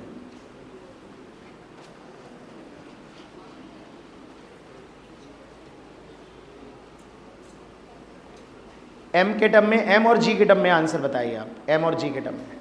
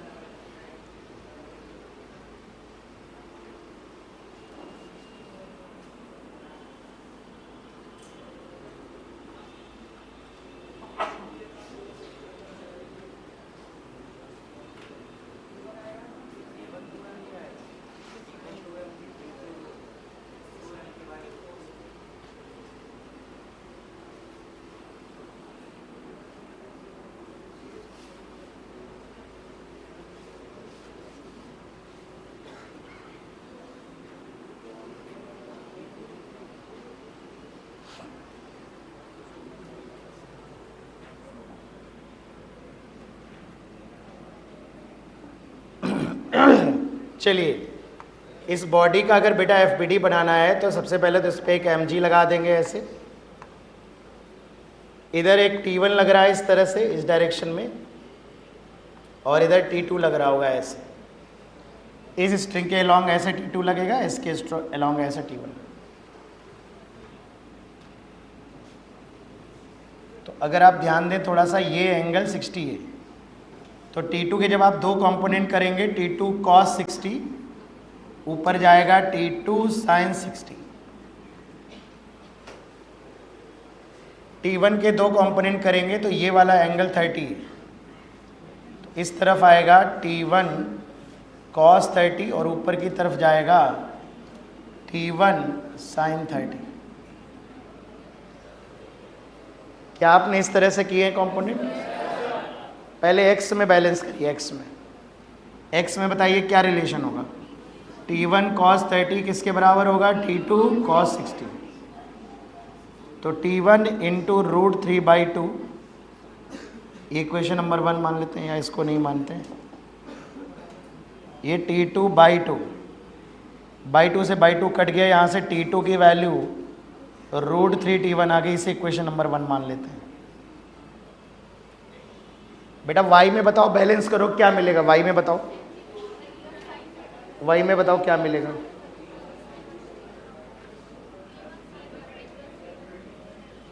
ऊपर की तरफ क्या लग रहा है बताओ? T1 sin 30 और क्या लग रहा है? T2 sin 60। नीचे क्या लग रहा है? mg के बराबर कर देंगे। ठीक, तो देखो T1, मेरे को T1 चाहिए तो T1 को T1 रहने देते। क्या ये T1/2 हो जाएगा? sin 30 1/2 होता है। T2 को मैं, देखो T2 को मैं यहाँ से, देखो यहाँ से लिख रहा हूँ √3 T1, इसे मैंने लिखा √3 T1 T2 को, और sin 60 को लिखा √3/2। ये mg के बराबर होगा। √3 गुणा करो 3/2, 3/2 प्लस 1/2, ये आ जाएगा 2 T1 बराबर mg। बेटा फिर समझे, √3 गुणा √3 3 आएगा, 3/2 प्लस 1/2 4/2 होता है, 4/2 हो जाएगा 2 T1 बराबर mg। तो T1 की वैल्यू बताओ क्या आ जाएगी बेटा? यहाँ से mg/2, तो T1 यहाँ से आ जाएगा, और T1 यहाँ रख दोगे तो T2 आ जाएगा √3 mg/2। इस तरह से बेटा आप सॉल्व करो। तो देख रहे हो, सेट प्रोसेस है बिल्कुल। आपको बस एफबीडी बनाना है, फ्री बॉडी डायग्राम बनाना है, एक्स और वाई डायरेक्शन में कंपोनेंट कर रहे हैं, एक्स में अलग बैलेंस कर देना है, वाई में अलग बैलेंस कर देना है, अपोजिट डायरेक्शन में लगने वाले फोर्सेस को बराबर कर देना है बस।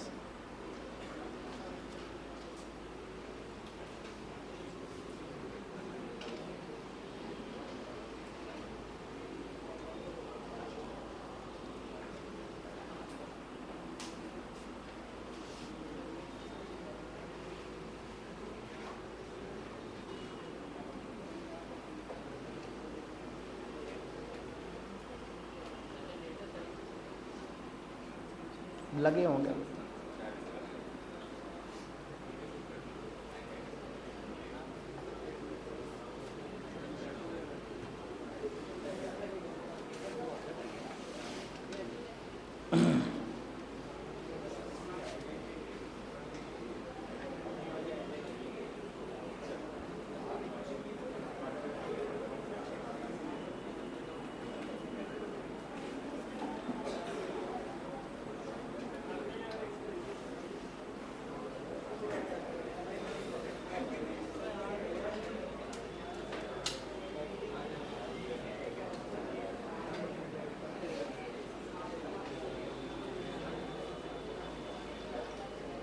अब इक्विलिब्रियम देखो बेटा, यहां पर क्या है कि 1 2 3 फोर्स लग रहे हैं, 4 भी हो सकते हैं, ऐसा नहीं कि 3 ही लगेंगे, 4 फोर्स भी हो सकते हैं, 5 हो सकते हैं।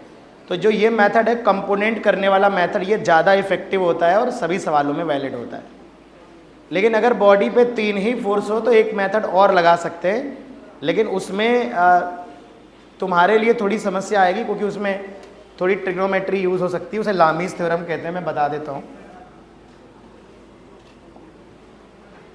लामीज थ्योरम,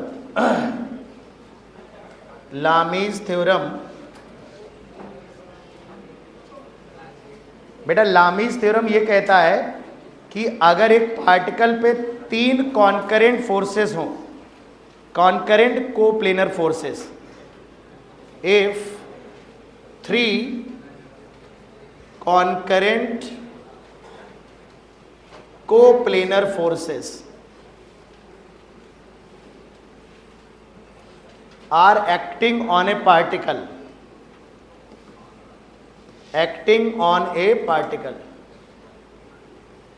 अगर 3 कॉन्करेंट और कोप्लेनर फोर्सेस हैं, एक ही प्लेन में है बेटा, कोप्लेनर का मतलब एक ही प्लेन में, तो बोर्ड के प्लेन में, तो बोर्ड के प्लेन में होने चाहिए। कॉन्करेंसी वेक्टर में पढ़ा चुका हूं, जिनकी लाइन ऑफ एक्शन एक ही पॉइंट से पास हो रही है। जैसे मान लो ये बेटा कोई पार्टिकल है, इस पे एक फोर्स ऐसे लग रहा है इस डायरेक्शन में F1, एक ऐसे लग रहा है F2 और एक ऐसे लग रहा है F3। तो ये एक ही पॉइंट से पास होने चाहिए, तो ये कॉन्करेंट हो जाते हैं, संपाती शायद हिंदी में, अगर मैं सही याद कर पा रहा हूं तो एक ही पॉइंट से पास होंगे तो कॉन्करेंसी बोलते, कॉन्करेंट फोर्स होंगे, और एक ही प्लेन में होने चाहिए। बोर्ड के प्लेन में है तो ऐसा ना हो एक इधर हो, एक इधर, एक एक्स में, एक वाई में, एक जेड में, एक प्लेन में होने चाहिए सारे। अगर ये 3 फोर्स लगते हैं तो लामीज थ्योरम क्या है, लामी भाई साहब थे, उन्होंने एक थ्योरम बताई थी, ये बेसिकली पॉलीगन लॉ पे बेस्ड है, वेक्टर के कंसेप्ट पे बेस्ड है कि नेट जीरो करने के लिए क्या कंडीशन होनी चाहिए। तो देखो ऐसे याद रखना, F1 के सामने वाला कोण अगर अल्फा माना जाए, F2 के ठीक सामने वाला एंगल बीटा माना जाए और F3 के सामने वाला एंगल गामा माना जाए। तो लामी ने कहा था अगर तीनों का इक्विलिब्रियम जीरो है, मतलब तीनों का रिजल्टेंट जीरो होना चाहिए, ध्यान रखना, वेक्टर रिजल्टेंट तीनों का कितना होना चाहिए, जीरो, तभी तो इक्विलिब्रियम कहेंगे, बोलो। तो उन्होंने कहा अगर ये तीनों का रिजल्टेंट जीरो है और तीनों फोर्स इस तरह से लिखे हुए हैं और तीनों का अगर रिजल्टेंट जीरो है तो पार्टिकल काय में होगा, इक्विलिब्रियम में होगा ना। ये भैया ये समझ रहे हो ना, ये वेक्टर सम जीरो किया मैंने, वेक्टर रिजल्टेंट तो ऐसे ही लिखोगे ना, A vector plus B vector plus C vector. तो यहां पर लामीज थ्योरम कहती है कि F1 बटे साइन अल्फा बराबर होगा F2 बटे साइन बीटा बराबर होगा F3 बटे साइन गामा। लेकिन ये थ्योरम लिमिटेशन है, इसमें आप 3D में नहीं लगा सकते, आप 4 फोर्स में नहीं लगा सकते, 5 में नहीं लगा सकते, इसलिए ये मेथड हम कम यूज करेंगे। हमारे लिए कंपोनेंट मेथड इज बेस्ट, हम उसी से करेंगे। लेकिन मान लो कोई 1% चांस ऐसा है कि कोई मामला फंस जाए, तो हमें पता होना चाहिए। मैं 1-2 सवाल आपको लगा के दिखाता हूं कि आप कैसे बता सकते हो। तो लामीज थ्योरम 3 ही फोर्स के लिए वैलिड है, 3 मैंने लिख दिया है, if 3 concurrent coplanar forces acting on a particle and particle is in equilibrium, और चाहो तो लिख लो and particle is in equilibrium. और अगर पार्टिकल इक्विलिब्रियम में है, उनका रिजल्टेंट जीरो है, तो ये कंडीशन वैलिड होगी।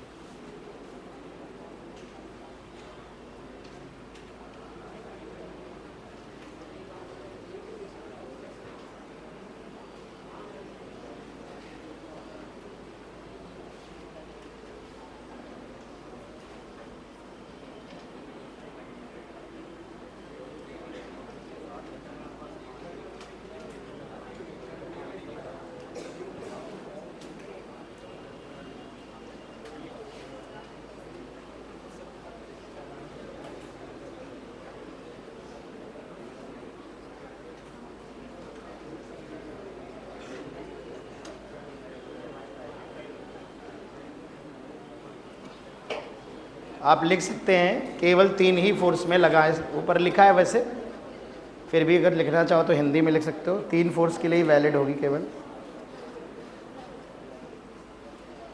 अब देखो इस पे एक तो सीधा सीधा सवाल, अगर पेपर बनाने वाले के मन में ये है कि नहीं वो लामीज थ्योरम ही लगवाना चाहता है, तो वो सीधा सीधा पूछ सकता है आपसे। देखो कैसे पूछेगा, जैसे मैं आपसे कह दूं कि if only three forces are acting in a plane, एक पार्टिकल है जिसपे 3 फोर्स लग रहे हैं, ओनली 3, तो आप ये भूल जाना कि वेट हो सकता है ग्रेविटी फ्री स्पेस हो। कुछ लोग सोचते हैं 3 इन्होंने दिखा दिया, mg भी तो लग रहा होगा, वो mg अपने मन से दिखा देते हैं। अगर वो इस तरह का क्वेश्चन में बोल रहे हैं, जब मैंने लिख दिया इफ ओनली 3 फोर्सेस, तो आप देखिए एक फोर्स मान लीजिए लग रहा है ऐसे F1,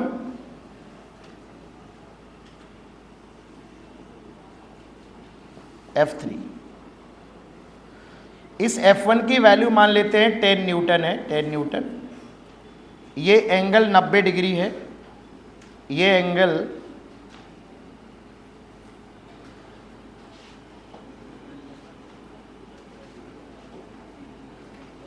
150 अगर ले लूं तो ये कितना 120 हो जाएगा क्या?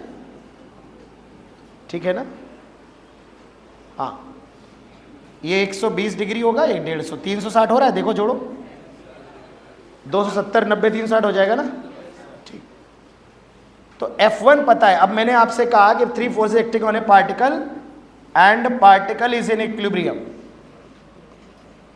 Particle is in equilibrium.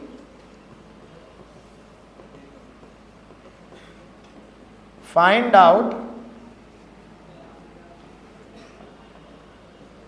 F2 and F3, F2 और F3 की वैल्यू बतानी है। अब ये सवाल कंपोनेंट से भी बहुत आसानी से हो जाएगा और बिना कंपोनेंट के लामीज थ्योरम से भी। लामीज थ्योरम में अवॉइड इसलिए करता हूँ नीट के बच्चों के लिए, क्योंकि अब इतना पढ़ाने के बावजूद मेरे 20% प्यारे बच्चे ऐसे होंगे एग्जाम में sin 150 की वैल्यू नहीं निकाल पाए।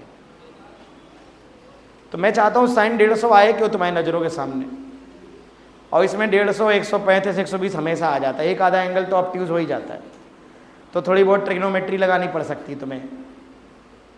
तो ट्रिग्नोमेट्री मतलब समझ ही रहे हो, तो जितना गणित का प्रयोग कम हो उतना बेहतर है। तो चलो फिर भी अब एक सवाल तो कर ही लेते। तो मेथड 1 पहले हम लोग इसे लामीज थ्योरम से करके देखते हैं, ठीक है? ध्यान रखना है F1 upon sine alpha. Alpha क्या है? F1 के सामने वाला एंगल। बीटा क्या है? सामने वाला, समझते हो ना? F1 के सामने वाला ये होगा ना F2 और F3 के बीच में जो होगा, और F3 के सामने वाला वो होगा ना जो F1 F2 के बीच में होगा। के सामने वाला वो होगा ना, F3 के सामने वाला वो होगा ना जो F1 F2 के बीच में होगा। समझ रहे हैं ना? तो मुझे बताओ जरा, यहाँ मुझे लामीज थ्योरम लिख के बताओ क्या लिखोगे? F1 बटे क्या लिखोगे? Sine alpha. अल्फा कितना लिखोगे?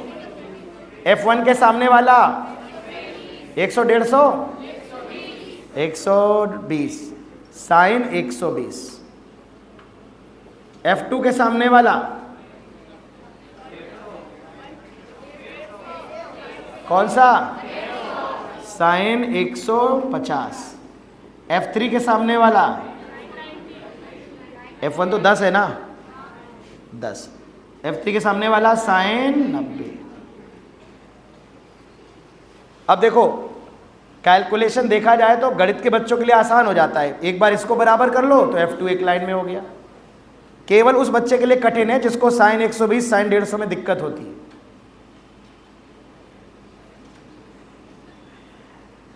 मैंने पढ़ाया है, दिक्कत नहीं होनी चाहिए, लेकिन मैं जानता हूं पढ़ाने के बावजूद दिक्कत होती है तुम लोगों को। तो एक बार इसको बराबर कर लोगे तो F2 आ जाएगा, और एक बार पहले वाले और तीसरे वाले को बराबर कर लोगे तो F3 आ जाएगा। तो मैं करके दिखा देता हूं। तो जरा बताना है F2 कैसे निकालेंगे, बताना है यहाँ पे। F2 बताओ कैसे निकलेगा। देखो ये 10 में से कौन मल्टीप्लाई हो रहा है? साइन 150, और नीचे क्या आ रहा है? साइन 120। अब देखो रटना तो है नहीं, मैं तो आज तक नहीं रटा, तो मैं कैसे लिखूंगा इसको? 150 को लिखूंगा 90 प्लस 60, और या तो कोने में अलग से निकाल लो 90 प्लस 30। साइन 90 प्लस थीटा होता है कॉस थीटा, ऐसा भी नहीं, प्रैक्टिस करोगे तो आ जाएगा। 90 प्लस थीटा, साइन में सेकेंड क्वाड्रेंट में एंगल जाता है तो पॉजिटिव ही रहता है, तो ये क्या आएगा? कॉस 60। साइन 90 प्लस थीटा बराबर कॉस। 90 में जोड़ते घटाते हैं तो साइन किस में चला जाता है? कॉस में। और ये कोण सेकेंड क्वाड्रेंट में, सेकेंड में साइन कैसा होता है? पॉजिटिव। पढ़ाया ट्रिग्नोमेट्री के लेक्चर बेसिक मैथ्स में, देखना अगर नहीं पता है तो cos 60 होगा, cos 60 की वैल्यू 1/2 और sin 90 प्लस थीटा ही क्या होगा, cos 30 होगा। तो ऊपर हो जाएगा cos 60, नीचे हो जाएगा cos 30, खत्म हो गया। तो 10 गुणा 1/2 अपॉन √3/2, तो बस ठीक है, 2 से 2 कट जाएगा, ये आ जाएगा 10/√3। तो यहां से F2 की वैल्यू आ जाएगी। अब देखो इसी में मेहनत पड़ गई थोड़ी सी, तो अगर ये मेथड सरल पड़ता तुम्हारे लिए तो पहले इसी को बताया होता मैंने। अब दूसरा क्या है, इसकी वीकनेस भी है, 4 फोर्स होंगे तो लगेगा ही नहीं। इसी तरह से एक बार इनको बराबर कर लो, इनको, तो जब इनको बराबर कर लोगे तो F3 की वैल्यू आ जाएगी। कितनी आएगी F3 की वैल्यू, तो देखो पहले और तीसरे को बराबर कर लेते हैं। तो 10/sin 120 को लिख ले रहे हैं, sin 90 प्लस 30, ये F3/1 हो गया। sin 130 हो गया, sin ये हो गया cos, sin 90 प्लस थीटा बराबर cos 30। तो F3 की वैल्यू आएगी 10/√3/2, मुझे लगता है 20/√3 आएगा अगर मेरा कैलकुलेशन ठीक है तो। लेकिन कंपोनेंट से करोगे तो जल्दी आ जाएगा हमें लगता है।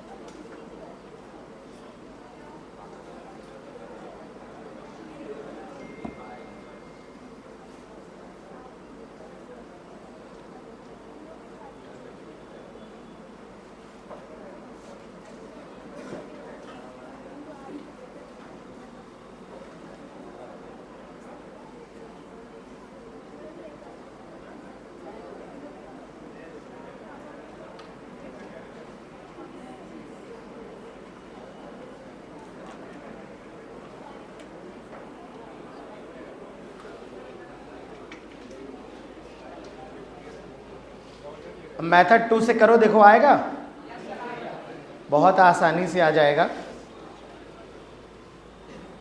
मेथड 2 से करोगे तो बस कंपोनेंट करने होंगे। मेथड 2 से बस इस F3 के कंपोनेंट करने होंगे। देखो ये 150 है, 90 हटा दोगे तो ये वाला कोण कितना आएगा, 60, तो ऊपर जाएगा F3 cos 60 और F3 sin 60, तो F3 sin 60 यहाँ आ जाएगा। मैं इसी में कर देता हूँ, मैं सॉल्व नहीं करूँगा, आप कर सकते हो, बहुत सवाल करा दिए, बस ख़त्म हो गया सवाल। एक बार F3 sin 60 को इसके बराबर करोगे तो F3 आ जाएगा, और F2 को कर दोगे F3 cos 60 के बराबर तो F2 आ जाएगा। ये ज़्यादा आसान है, नहीं है, इसमें ट्रिग्नोमेट्री भी ज़्यादा है।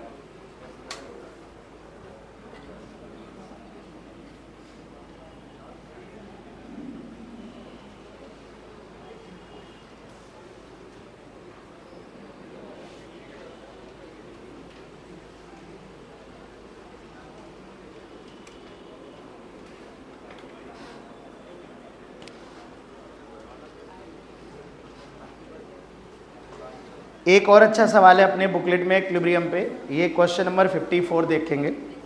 इसमें नॉर्मल रिएक्शन लग रहा है थोड़ा सा, और पूछने का अंदाज थोड़ा डिफरेंट है।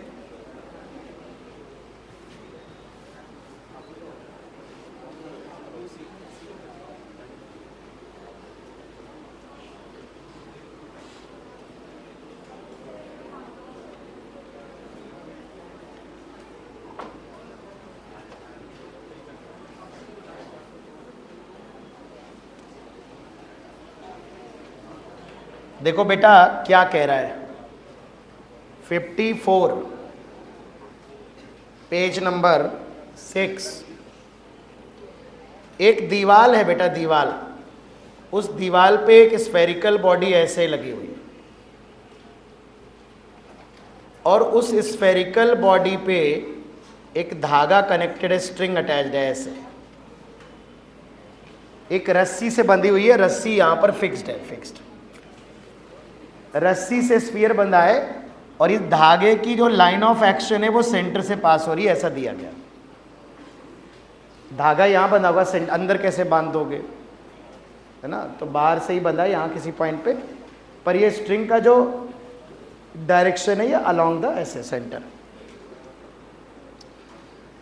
ये बॉडी इक्विलिब्रियम में है, तो इस पे अगर तुम ध्यान से देखो तो 3 फोर्स लगेंगे।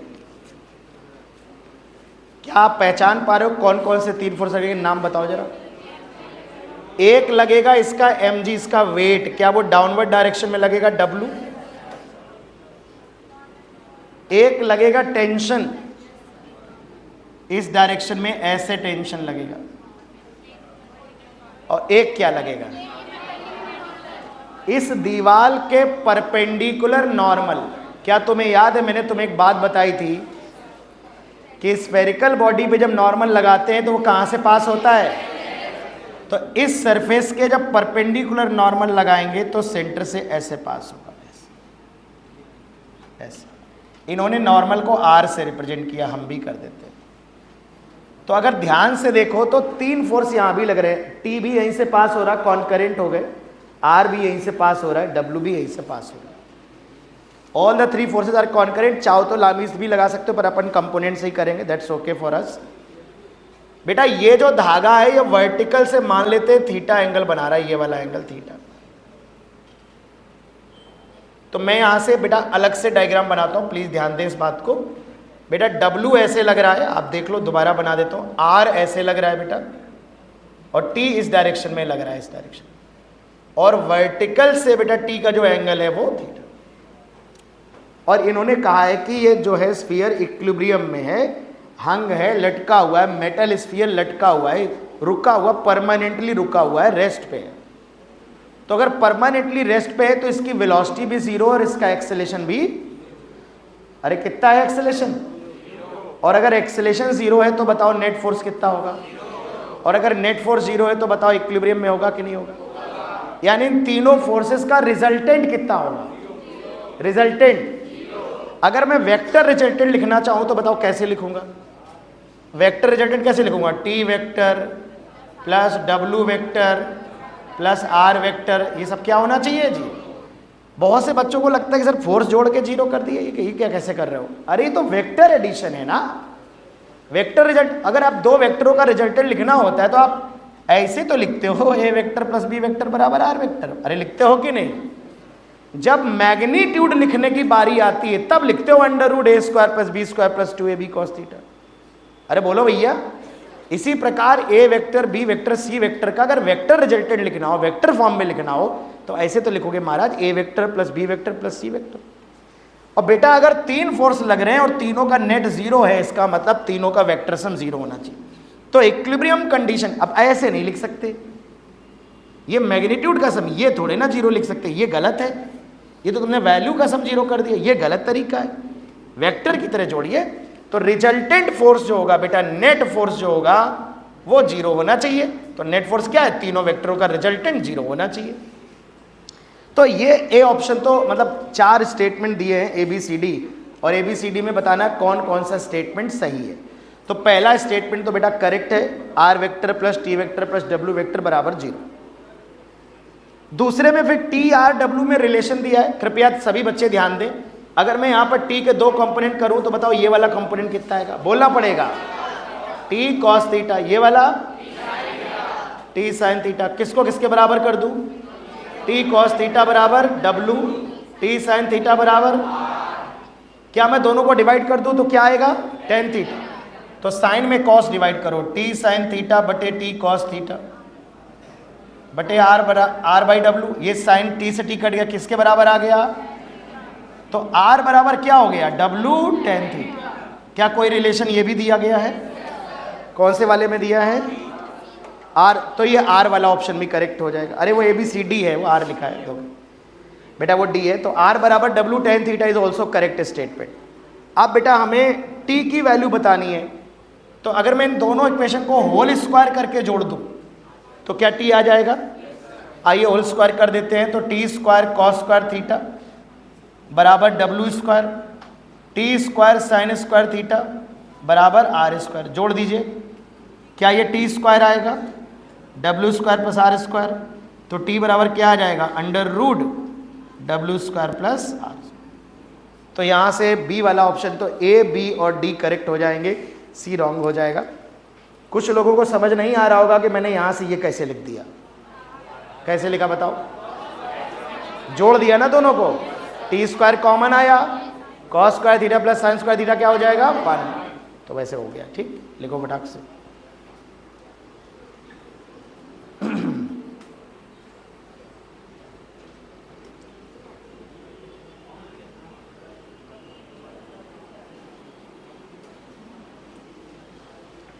कल एक इम्पल्स का सवाल दिया था, सुलटा दिया उसको तुम लोगों ने। ठीक, बोतल को इक्विलिब्रियम से हटा दिया जाए।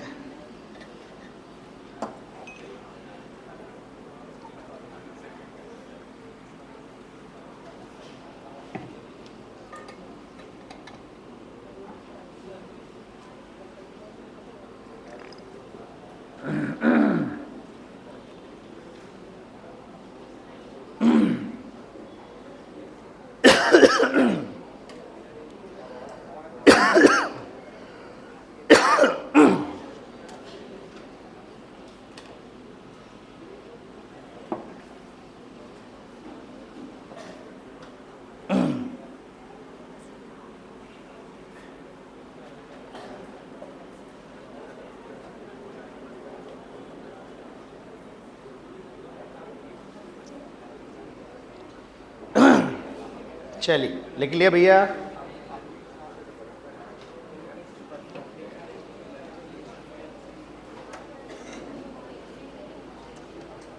तो इक्विलिब्रियम पे मैं आपको एक सवाल दे देता हूं, आप घर से ट्राई कर लीजिएगा। नॉर्मल रिएक्शन के कॉन्सेप्ट पे बेस्ड है, बल्कि 2 दे देता हूं।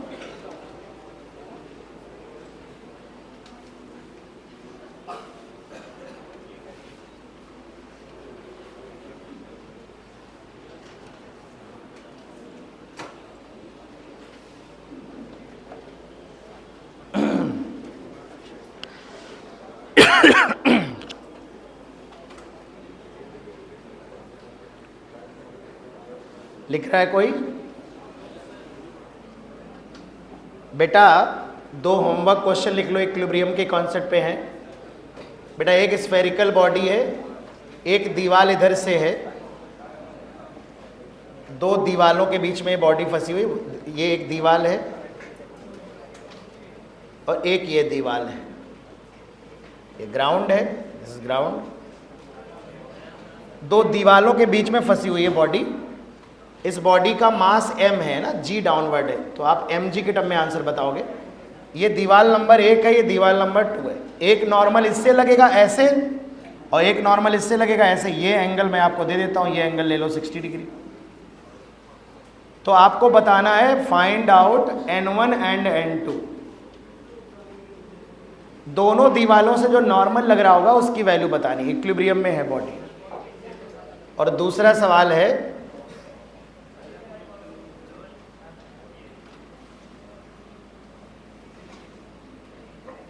इस बार 2 दीवालें ऐसे, दोनों इनक्लाइंड हैं, 2 दीवालों के बीच में ये वही एंगल 60 और ये भी एंगल 60। इसका मास m।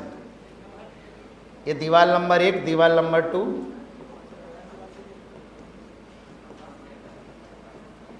दोनों पे नॉर्मल की वैल्यू बतानी है।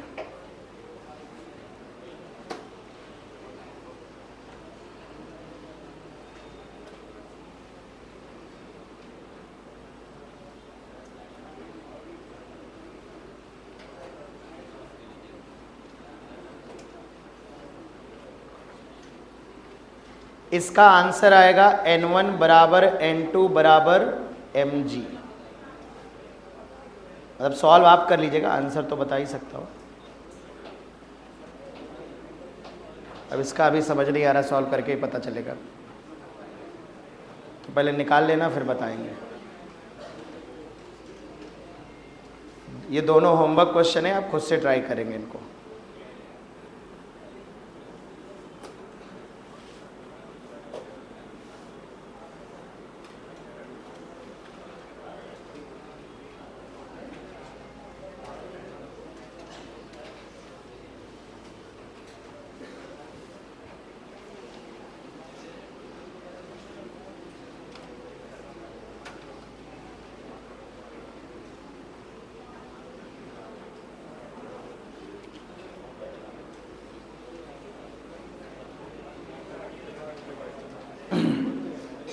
लिख बना लिया?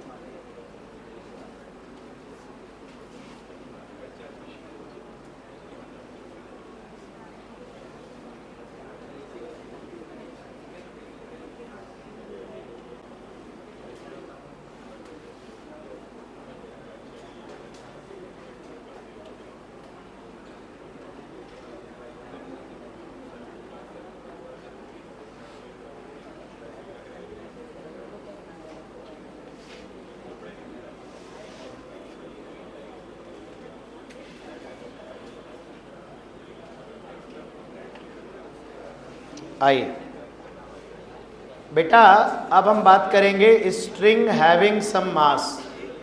ये रह गया था जब मैं टेंशन पढ़ा रहा था, तो स्ट्रिंग हैविंग सम मास, इसे मैं थिक स्ट्रिंग बुलाता हूं। कुछ लोग इसे थिक स्ट्रिंग भी कहते हैं। हम लोगों ने जो स्ट्रिंग पढ़ी थी जिसमें टेंशन वगैरह सॉल्व किए थे बेटा, उस स्ट्रिंग में मास नहीं होता था, मासलेस स्ट्रिंग पढ़ी थी। और हमने ये पढ़ा था कि जो मासलेस स्ट्रिंग होती है उसमें टेंशन यूनिफॉर्म होता है, पूरी रस्सी में टेंशन सेम होता है हर जगह पे। लेकिन जिस धागे में मास होता है, जिस स्ट्रिंग में बेटा मास होता है, उसमें टेंशन वेरिएबल भी हो सकता है। तो पहला पॉइंट आप लिखेंगे कि tension in a string having some mass may be variable।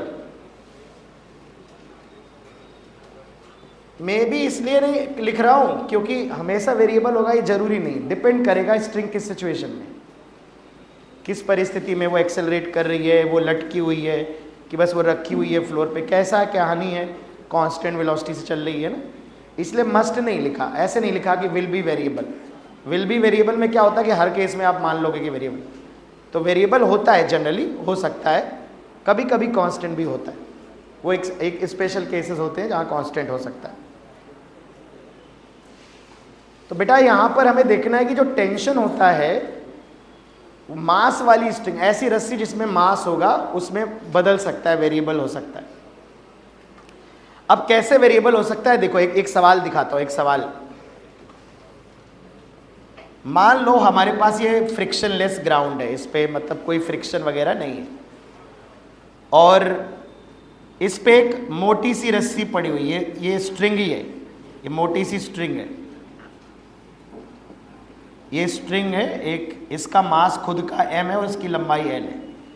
Uniform string है, मतलब पूरी लंबाई में जो मास का डिस्ट्रीब्यूशन है, जो मास का वितरण है वो एक समान है बिल्कुल।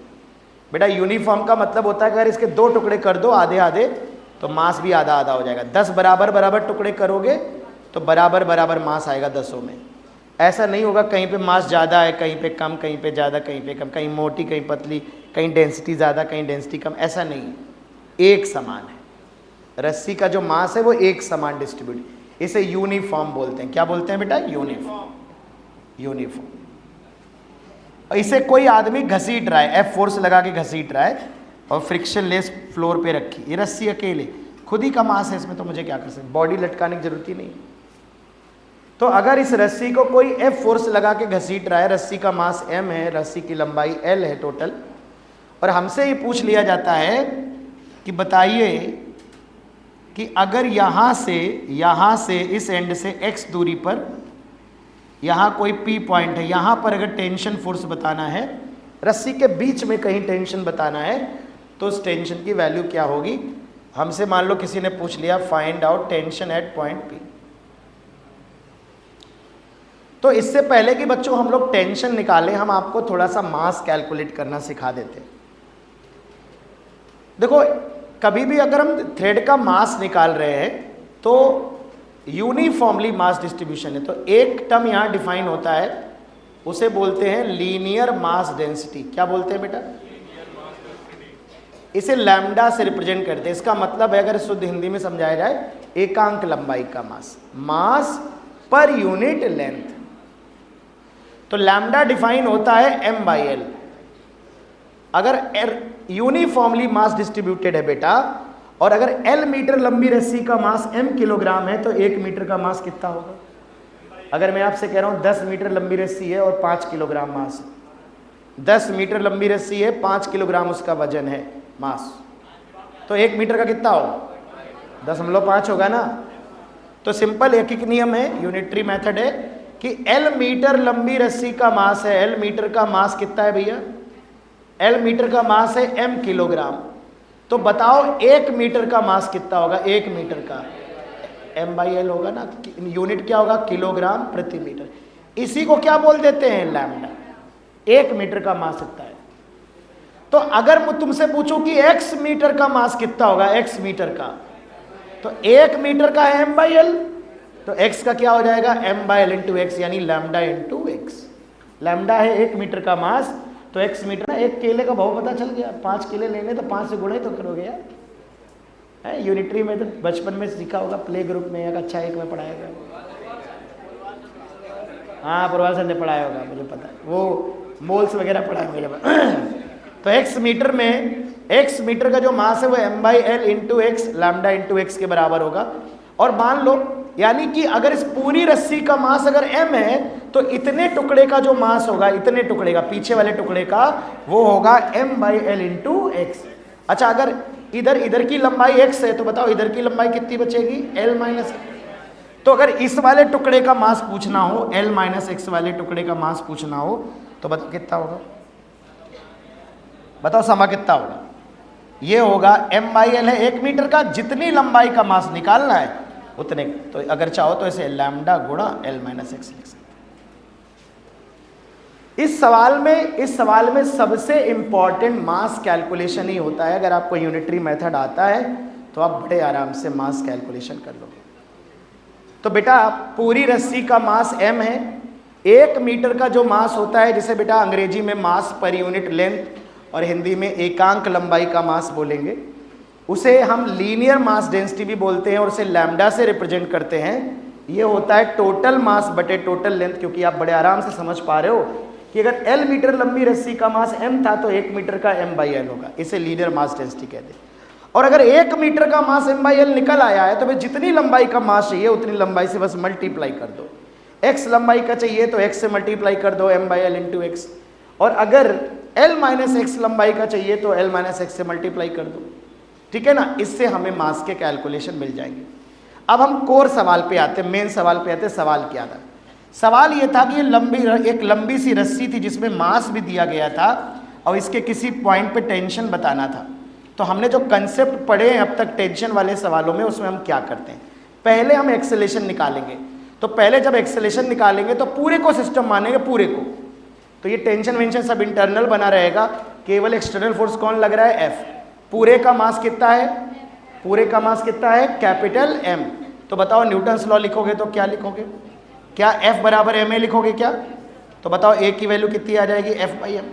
बेटा इसका जो mg नीचे लगेगा, नॉर्मल ऊपर लगेगा, वो सब जरूरत नहीं, आपको पता है कि R बराबर mg होगा। अंडरस्टूड है ये सारी बातें आपके लिए, ठीक है। यहाँ से आपको रस्सी का एक्सेलेरेशन मिल जाएगा कि ये जो मोटी सी रस्सी लेटी हुई है, ज़मीन पे पड़ी हुई है, इसका जो एक्सेलेरेशन होगा वो कितना होगा? F/m। अब मैंने आपको क्या सिखाया, आप याद करिए कि जहां टेंशन पूछा है वहां से सिस्टम को ब्रेक कर लीजिए। बस फर्क इतना है कि अभी तक आप मासलेस स्ट्रिंग पढ़ते थे, तो हम दो बॉडी के बीच में अगर टेंशन निकालना होता था तो वहां से ब्रेक करके हम कहते थे चाहे इधर वाला सिस्टम ले लीजिए चाहे इधर वाला। अब मैं आपसे ये कह रहा हूं कि अगर मोटी रस्सी है उसमें भी मास है, तो जिस पॉइंट पे टेंशन पूछा वहां से ब्रेक कर दो, या तो इधर वाला ले लो या तो इधर वाला ले लो। तुम बताओ क्या पसंद करोगे? एक्स इधर से दिया है तो मेरे को लग रहा है मैं इधर वाला लूंगा तो मुझे ज्यादा आसान पड़ेगा। तो मैं बेटा ध्यान देना बेटा, मैं इतने का एफबीडी बना रहा हूं, इतने का एफबीडी बना रहा हूं, इतने का। तो मैंने इसका एफबीडी बनाया, इसका बताओ इसकी लंबाई कितनी है L-6। इस पे जो टेंशन फोर्स लग रहा होगा पुलिंग स्वभाव का होता है, यहाँ बीच में से यहाँ इंटरनल टेंशन ऐसे लग रहा होगा, ऐसे घसीट रहा होगा इसको टेंशन। अभी टेंशन नहीं दिख रहा है क्योंकि अभी कैसा है टेंशन इंटरनल, यहाँ टेंशन बेटा घसीट रहा होगा इसको। क्या ये बात समझ में आ रही भैया? टेंशन और ये एक्सेलेरेशन तो उतना ही हमें पता ही है। तो अगर इसका मास याद किया जाए तो इसका मास कितना है बेटा? इसका मास हम निकाल चुके हैं, m/l गुणते x। m/l into x हो जाएगा बेटा इसका मास, क्योंकि m है टोटल मास, l है टोटल लंबाई। तो 1 मीटर का है m/l और इसकी लंबाई कितनी है x, तो इसका कितना हो जाएगा m/l इंटू x। अब बस हमको न्यूटन्स लॉ लगा देना है। तो बताओ न्यूटन्स लॉ x डायरेक्शन में क्या लगेगा? F बराबर ma। बताओ यही तो लगेगा कि नहीं लगेगा? m की जगह क्या लिखेंगे? m/l इंटू x, और f t की a की जगह क्या लिखेंगे? f/m। m से m देखिए कट जाएगा और टेंशन की वैल्यू आ जाएगी Fx/l। यहां से ना सिर्फ तुमने इस सवाल का आंसर निकाला है, बल्कि मैंने उस बात को भी वेरीफाई किया है कि देखिए जो टेंशन फोर्स है वो x के साथ वेरी कर रहा है। यानी अगर बेटा x की वैल्यू L/2 रखोगे तो टेंशन F/2 आएगा, मिड पॉइंट पे टेंशन अलग आएगा। x की वैल्यू L/4 रखोगे तो टेंशन की वैल्यू F/4 आएगी, तो यानी यहां पर टेंशन F/4 आएगा या F/2 आएगा। L की वैल्यू अगर L/5 रखोगे x की वैल्यू तो F/5 आएगा। यानी मैं यहां से आपको ये बताना चाह रहा हूं चिल्ला चिल्ला के कि देखिए मोटी रस्सी जो होती है उसमें टेंशन बदलता रहता है, अलग अलग पॉइंट पे टेंशन अलग अलग होता है। कंसेप्ट नहीं चेंज होगा, लॉजिक वही है कि जब भी मोटी रस्सी में टेंशन पूछा जाए, जहां टेंशन पूछे वहीं से ब्रेक करो। और ब्रेक करने के बाद जब तुम सिस्टम लोगे तो तुम्हारे सिस्टम का जब तुम मास निकालोगे तो उस मास में रस्सी का मास भी शामिल करना होगा, और रस्सी का मास तुम्हें निकालना होगा एक एक नियम से, यूनिटरी मेथड से। 1 मीटर का मास m/l होगा, जितने मीटर की रस्सी तुम्हारे सिस्टम में आ जाए उतने से मल्टीप्लाई कर दो। अगर x आ जाए तो x से मल्टीप्लाई कर दो। अगर तुमने इधर का सिस्टम लिया होता तो मास की जगह हमने वैल्यू लिखी होती m/l इंटू L-x, लेकिन तब f इधर लग रहा होता और t पीछे लग रहा होता, तो मैं लिखता F-t बराबर ये वाला मास इंटू एक्सेलेरेशन। आंसर वही आएगा, आंसर में कोई फर्क नहीं पड़ेगा, है ना? तो इसमें हम 1-2 सवाल जब और करेंगे तो और बेहतर चीज़ें हो जाएंगी। पहले आप इसको अच्छे से लिख लो, कोई डाउट आ रहा है मन में तो पूछ लो। मोटी रस्सी हमारे नीट में ज़्यादा नहीं पूछी जाती, 1 आध 2 बार 4 बार पूछी गई है। अगर पूछी गई है तो पूछी जा सकती है, तो इस पर हम 2-4 सवाल ही करेंगे, ज़्यादा नहीं करेंगे।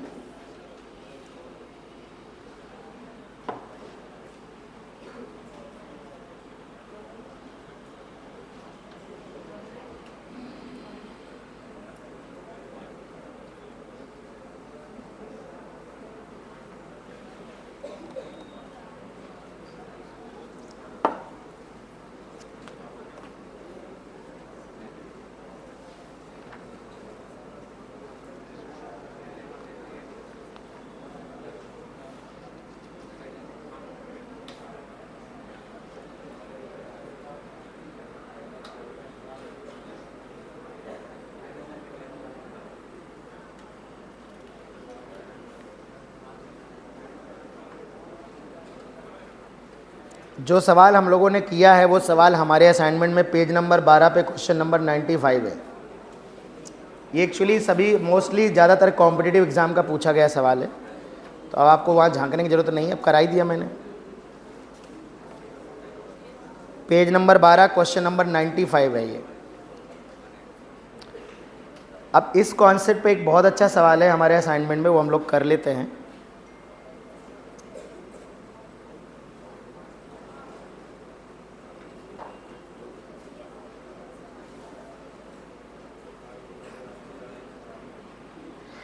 क्वेश्चन नंबर 89 ट्राई करेंगे।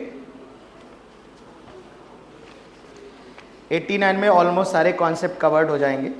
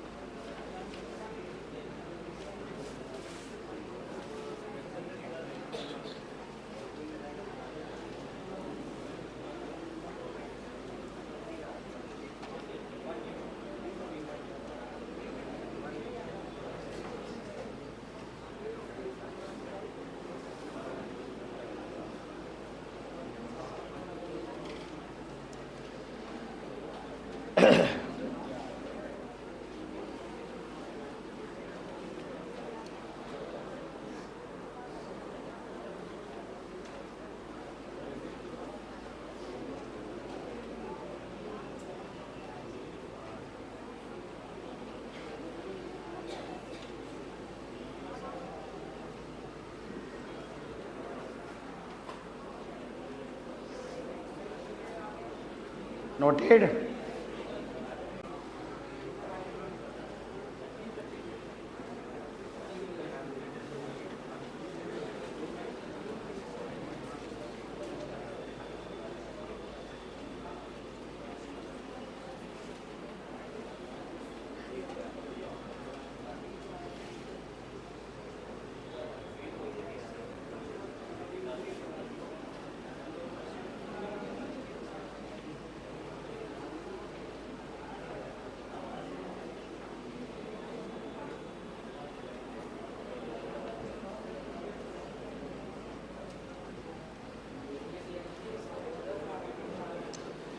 आइए क्वेश्चन नंबर 89 देख लेते हैं। देखिए 89 में बेटा क्या कह रहा है, बहुत ध्यान समझिए। 4 किलोग्राम की बॉडी है, इसमें एक रस्सी कनेक्टेड है, इस रस्सी में मास है। ये 6 किलोग्राम की बॉडी है और यहाँ पर 60 न्यूटन फोर्स लग रहा है और रस्सी का मास कितना है, 2 किलोग्राम। फ्रिक्शनलेस फ्लोर पे रखा है और ए बी सी पॉइंट पे टेंशन बताना है। ए पॉइंट है ये जॉइंट वाला, बी पॉइंट शायद मिड पॉइंट है और सी पॉइंट है ये। बी पॉइंट के बारे में कुछ दिया है क्या? तो बिल्कुल बीचों बीच दिया है तो मिड पॉइंट मान लेंगे, ठीक है। बेटा ध्यान दो सभी लोग, सबसे पहले पूरा सिस्टम ले लेंगे तो एक्सेलेरेशन आ जाएगा। क्या निकाल सकते हो एक्सेलेरेशन? बताइए। F बराबर ma लगाएंगे पूरे सिस्टम के लिए। F के नाम पे 60 ले लेंगे, मास कितना लिखेंगे? 6 और 4 10 लिखेंगे, 12 लिखे। रस्सी भी तो मास है तो 12 इंटू ए, तो ए बराबर कितना आ जाएगा? 5। अब जैसे मुझे ए पॉइंट पे टेंशन चाहिए, ए पॉइंट पे, बिल्कुल ए पॉइंट पे यहाँ, तो सिस्टम को यहाँ से ब्रेक करेंगे, यहाँ से। अब बताइए या तो राइट वाला ले लेंगे या तो लेफ्ट वाला ले लेंगे, क्या लेना चाहोगे? एक बॉडी ले लेते हैं राइट में, 6 kg की बॉडी ले लेते हैं। 60 ऐसे लग रहा है, mg ऐसे लग रहा है, नॉर्मल ऐसे लग रहा है और टेंशन ऐसे लग रहा है ए पॉइंट पर। एक्सेलेरेशन की वैल्यू है 5।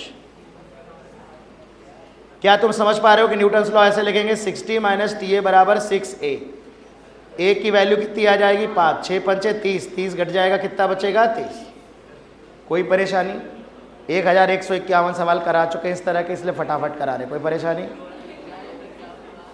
इस वाली बॉडी को देखोगे, यहां टेंशन पूछा है तो यहां से ब्रेक करेंगे। क्या लेना पसंद करोगे, इधर वाला कि इधर वाला?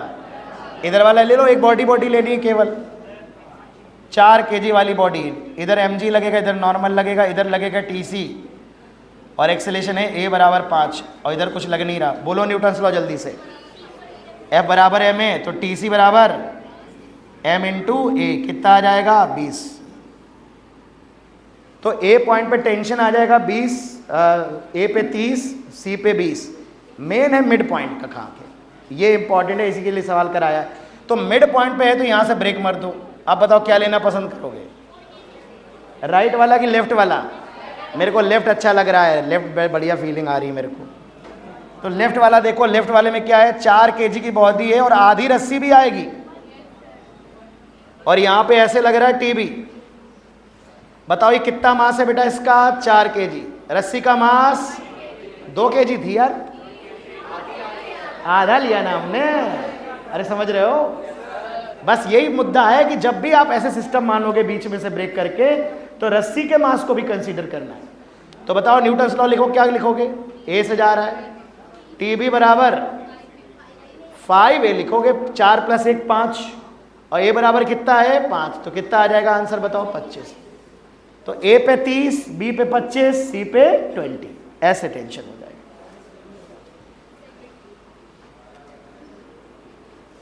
क्या अभी कहाँ टाइम? अभी तो डाउट बताएंगे 2-3 कम से। कोई टाइम नहीं, कोई टाइम नहीं, 10 बजे आइए। अभी मैं कॉमन डाउट लूंगा आपके, जो सबसे कठिन सा डाउट सबके 3 डाउट डिस्कस करूंगा। 3 सवाल आप मुझसे पूछ सकते हैं।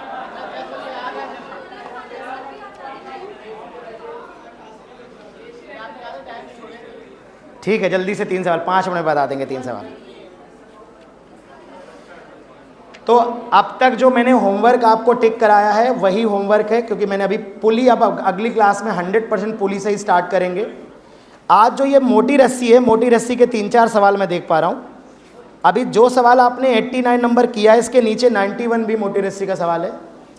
91 भी ट्राई कर लीजिएगा घर से जाके। 91 के बाद 95 तो मैंने कराई दिया है ना,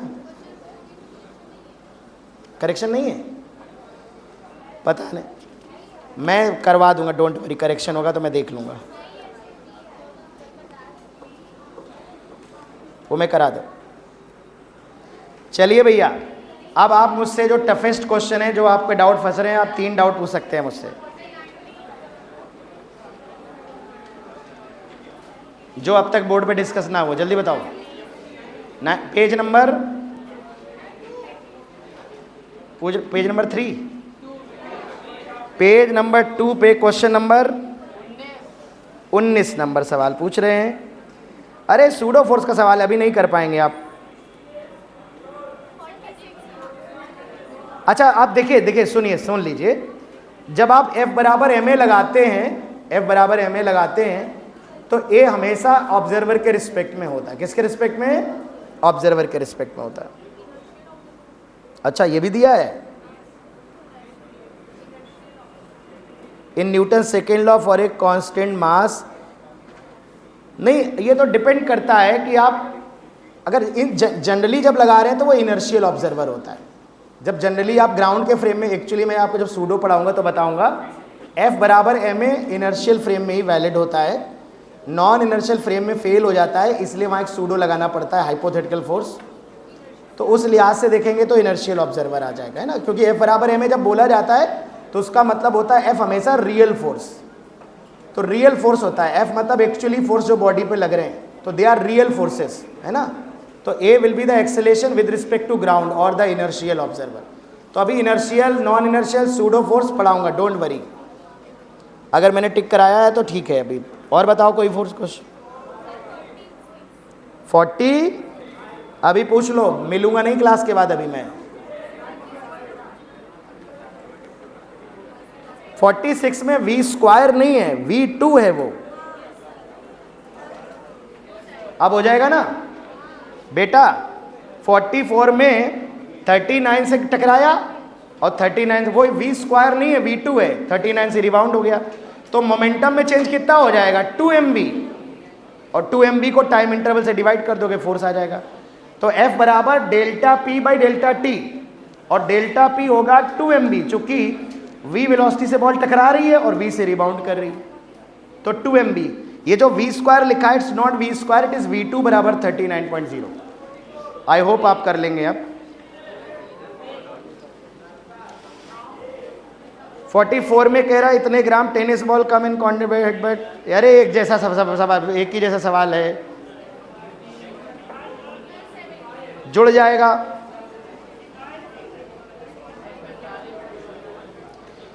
$45 देख लो, अच्छा बात नहीं। 45 में कह रहा है 10 कॉइन है, 1 rupees coin are put in top. यार उस दिन बताया तो था 10 कॉइन वाला। 1 2 3 4 5 6 7, 8, 9 और 10। 1 कहां से काउंट कर रहा है? कहां गया? Counted from bottom. ये 1 है, ये 10 है। कह रहा force on 6th coin due to all the coins on its top. छठा वाला 1, 2, 3, 4, 5। छठे वाले पे जो इसके ऊपर वाले हैं कितना फोर्स लगेगा? 4 mg। तो सही जवाब है। कौन सा गलत है ये बताना है ना। Force on the 6th coin due to 7th coin. देखो सुनो, लग तो इन चारों के कारण रहा है, पर ये जो फोर्स यहां लग रहा है वो लगा तो ऊपर वाला ही रहा होगा ना। मतलब ये छठे वाले पे जो नॉर्मल लगेगा R, ये नॉर्मल में चारों का वजन शामिल है, लेकिन वो लगाने का काम कौन कर रहा है? जस्ट ऊपर वाला, 7वां वाला। इससे पूछेंगे कि नॉर्मल किसने लगाया, तो ये थोड़े ना बताएगा इसने लगाया, इसने लगाया, इसने लगाया। ये तो इसके ऊपर आरोप लगाएगा ना, इससे तो वो सटा हुआ है ना। तो ऊपर वाले चारों की वजह से जोड़ो, चाहे 7वें का अकेले का जोड़ो, दोनों 4 mg होंगे, कोई अंतर नहीं होगा। बात समझ रहे हैं ना। हाँ, ये सच है कि इन तीनों का रोल है उसमें, पर डायरेक्ट फोर्स कौन लगा रहा है? 7वां वाला उसके ऊपर है ना। पुश कौन कर रहा है? 7वां वाला। कंफ्यूज नहीं होना है, दोनों बात बराबर है। ये भी सही है। Reaction on 6th coin, reaction of 6th on the 7th is 4 mg। ठीक है, अब इस पे 4 mg लगेगा तो इस पे भी 4 mg। एक्शन रिएक्शन 4 mg हो जाएगा। Total force on the 10th coin in 9 mg। गलत जवाब है। 10वें वाले पे तो 0 ही हो जाएगा, क्योंकि वो तो टोटल फोर्स है, तो 0 इक्विलिब्रियम पे है, तो 0 हो जाएगा। पेज नंबर बताइए, एक और 2 और डिस्कस करेंगे, एक एक करके बताइए।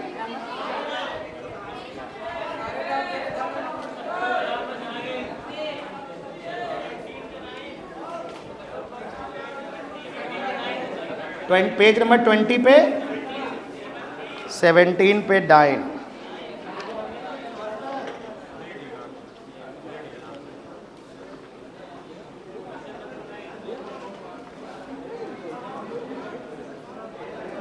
यार ये नहीं बताऊंगा, मैं खून कर दूंगा तुम लोगों का। बलून वाला सवाल इतने अच्छे से कराया क्लास में। बलून वाला सवाल कराया था कि नहीं कराया था? ये नहीं कराऊंगा, 9 नंबर नहीं कराऊंगा, बस दैट्स ऑल। तुम लोग शोर मचाते रहते हो। अब तुम लोग मुझे व्हाट्सएप करोगे अपने डाउट्स, फिर उसमें मैं एक सीक्वेंस बना के डिस्कस करूँ।